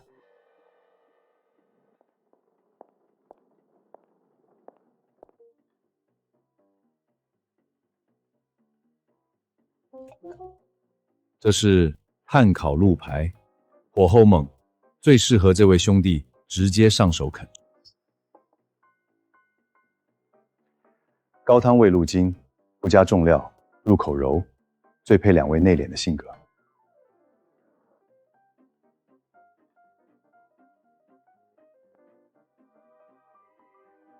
金玉华露金桔，吃的是极致的嫩，最衬您的身份。从进门到验货短短10几分钟，他竟把我们的性格和需求摸得一清二楚。这个老板绝对不是等闲之辈。上一世他能起家，看来不仅光靠厨艺啊。让我先尝尝味道如何？我吃鹿肉吃得多，最有发言权。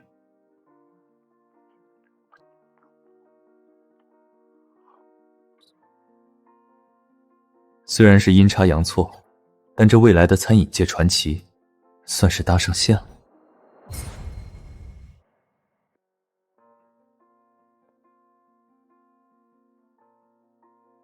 坏了，光顾着炫肉，忘了喝酒。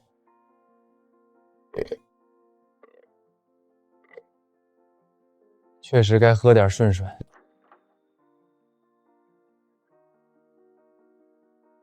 鹿血酒太烈，容易上火。我送2个炒菜，大家整点冰皮。老板大气，我收回之前的话，你这鹿肉做的比我老家的还好吃。谢谢夸奖。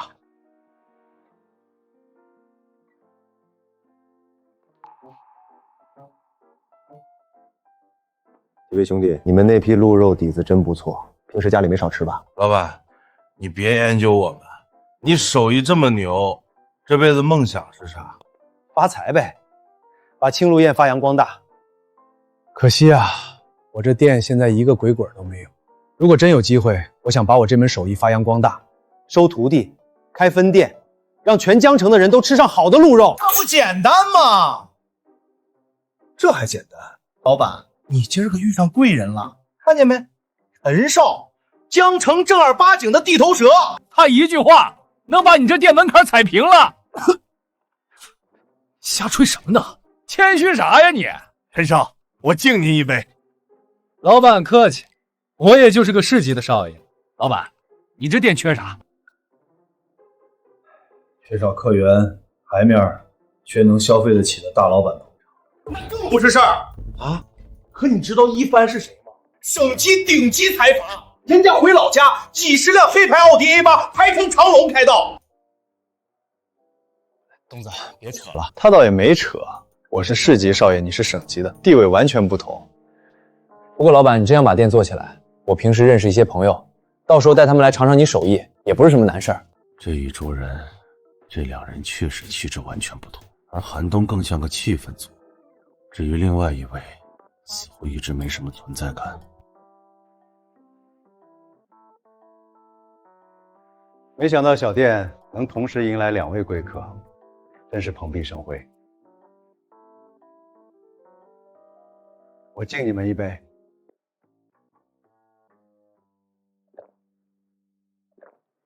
老板，你光敬我们不行，今天这一桌你最应该敬的人还没敬。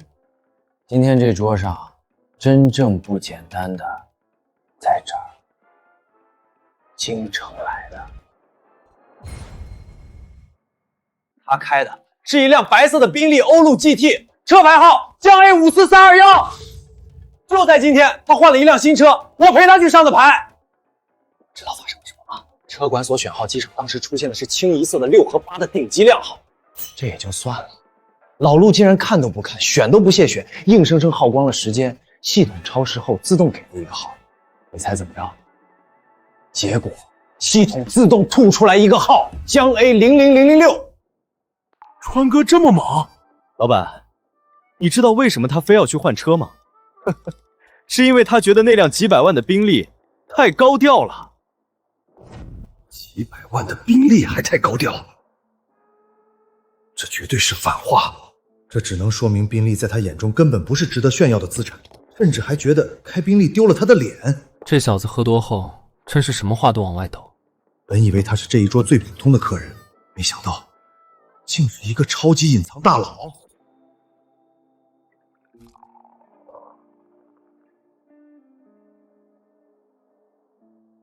几位，今天我陆德韶算是开了眼了。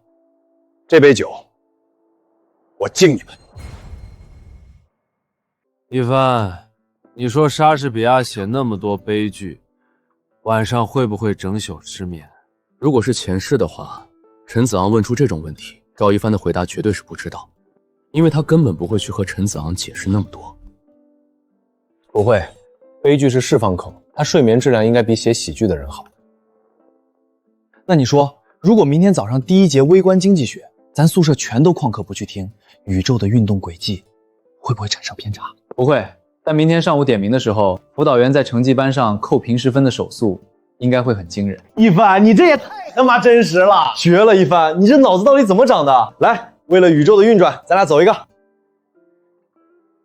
赵一帆平时最冷，最难被周围喧嚣打动，但今晚竟然能和陈子航聊这种无营养的酒后闲谈。前世的504宿舍永远透着防备，重活一世，这种真实的羁绊挺好。喝，今晚多喝点儿，明天就正式上课了，喝酒都没什么机会了。老陆，你也要陪我们多喝点儿，咱以后可是兄弟，这里就定为我们兄弟几个聚餐的地方了。好，没问题。我这饭店有了这几尊大神经常来吃饭，以后不愁不发财了。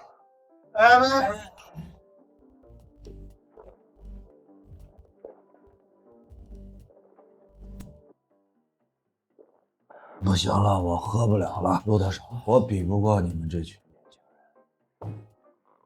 人。老陆这人能处，喝酒能陪着喝醉的都是好兄弟。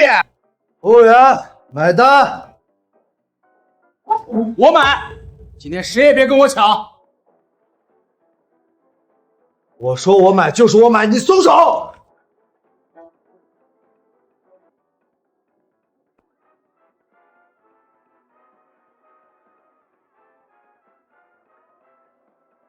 他俩好像喝高了，这咋整？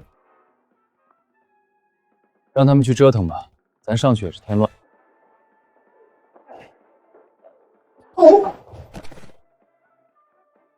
不是，我堂堂江城少爷，竟然因为抢着买单，抓着扫码牌拉来拉去的。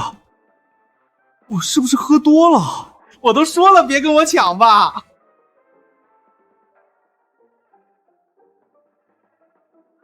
多少钱啊？先生，您今晚一共消费了5800元。多少？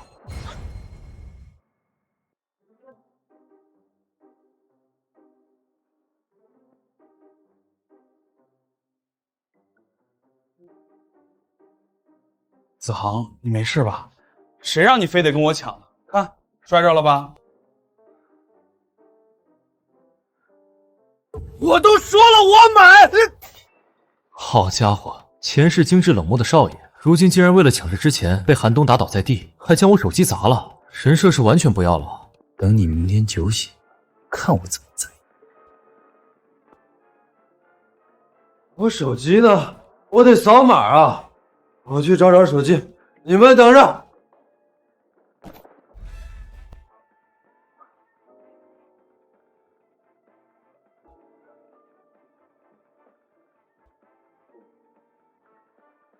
服务员，我来吧，顺便麻烦帮我们喊个代驾。好，别装了，人都走没影了。那个顶级大少爷你不扒扯，你不是还惦记着要从他们嘴里掏出来那极品鹿肉的进货渠道吗？最后怎么不提了？极品鹿肉的路子确实缠人，今天第一次认识，总不能追着人家打听吧？吃相难看会把人吓走的。那个姓陆的呢？人家那背景你不着急巴结啊？京城来的宾利特殊连号，这种大佬突然跑来我店里吃饭，说出去你信吗？哪个东北大高个吹那本地的少爷，那本地的又吹那个姓赵的，最后七拐八怪都去吹陆川，还越来越离谱。不就是喝多了酒在酒桌上吹牛逼吗？所以你完全不信？当然了，我干餐饮这么多年了，什么人没见过？真要有那种手眼通天的大人物，会和几个毛头小子混在一起，会因为几千块的饭钱抢单抢得满地打滚。松开小爷，小爷没醉，小爷能走。哎呦喂，我的屁股！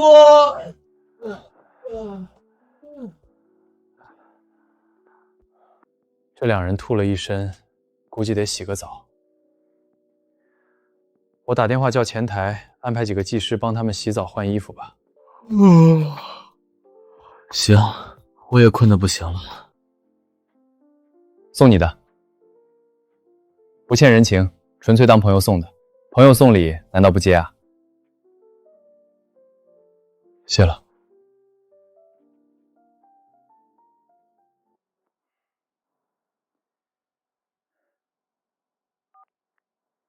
您好，麻烦给404号房间安排几个技师。我有2个朋友喝醉了，需要洗个澡，衣服也记得帮忙洗了晾干一下。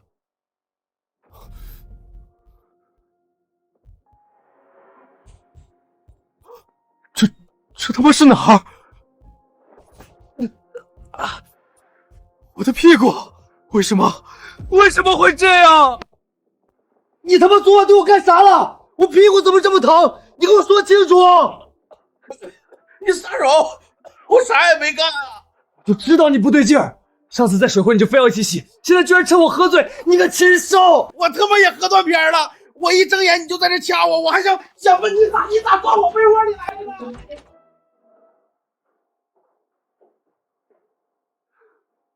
我不活了，我不干净了。行了，先松手。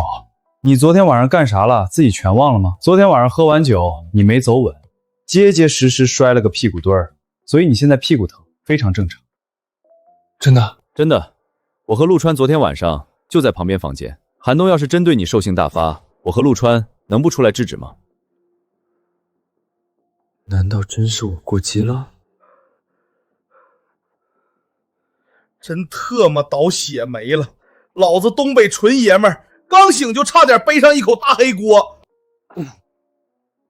那个东子啊，我刚刚那反应是很正常的，你别怪咱啊。正常？我告诉你，我性取向可没有问题，以后别这么想我。下次我请你喝红牛，当真？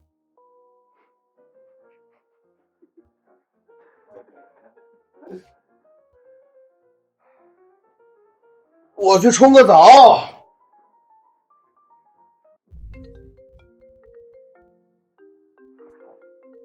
我这副鬼样子，要是让我妈看见，绝对能脑补出一场豪门恩怨大剧。可是不接，她能顺着网线过来扒了我的皮。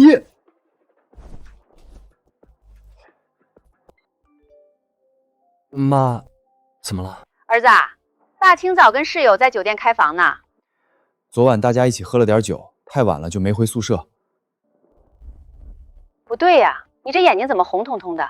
是不是哭了？没有没有，你想哪儿去了？谁能欺负我呀？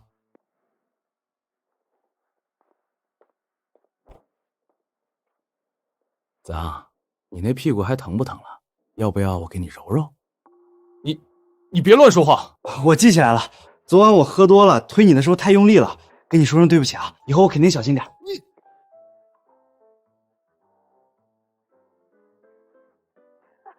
妈，不是，你听我说，事情不是你想的那样。哎呦，阿姨好，我是子昂的兄弟韩东，您叫我小东就行。你好啊，小东，长得真精神，阿姨对你很满意。儿迷还是你听我的话，妈让你找个骨架大的，你还真找了个，真是妈的好儿子。妈，你别瞎想，他是我室友，男的。我不听，我不听，我不听。小东啊，等会儿帮子豪揉的时候下手轻点儿，晚上记得来阿姨家吃饭，妈给你们炖大棒骨，好好补补。哈哈哈哈哈哈！接电话，接电话，老妈。完了完了，这是铁了心要办招待宴了，这辈子都解释不清了。你就是陈子昂，陈学弟。是，怎么了？这又是干啥呀？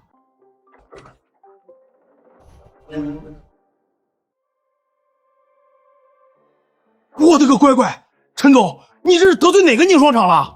这到底怎么回事？子昂，你是不是得罪了什么人？这不会是恶作剧吧？我刚来学校也没得罪人啊，我看看。开学报道我就注意到了你身上的气质很干净，希望能从一顿简单的晚饭开始，慢慢认识你。嘿嘿，我就说吧，本少爷怎么会得罪人呢？这些都是情书，这该死的魅力根本就藏不住。我操，还真是情书啊！陈总牛逼，人家是桃花朵朵开，你这开了一个桃园。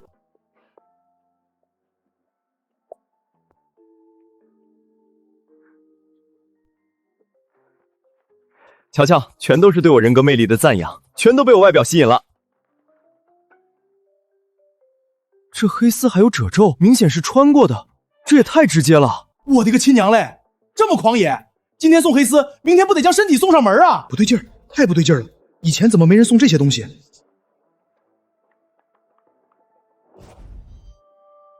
子昂，你看，这信封上的火旗印章印的还挺讲究。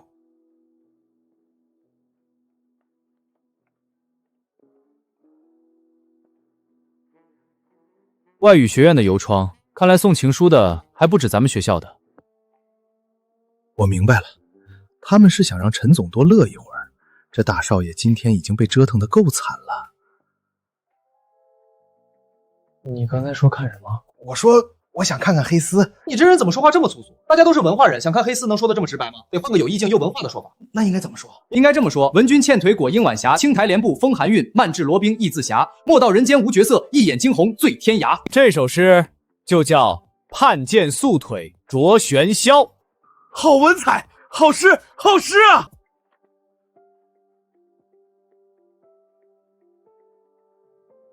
行了，都收拾一下，第一节金融专业课要迟到了。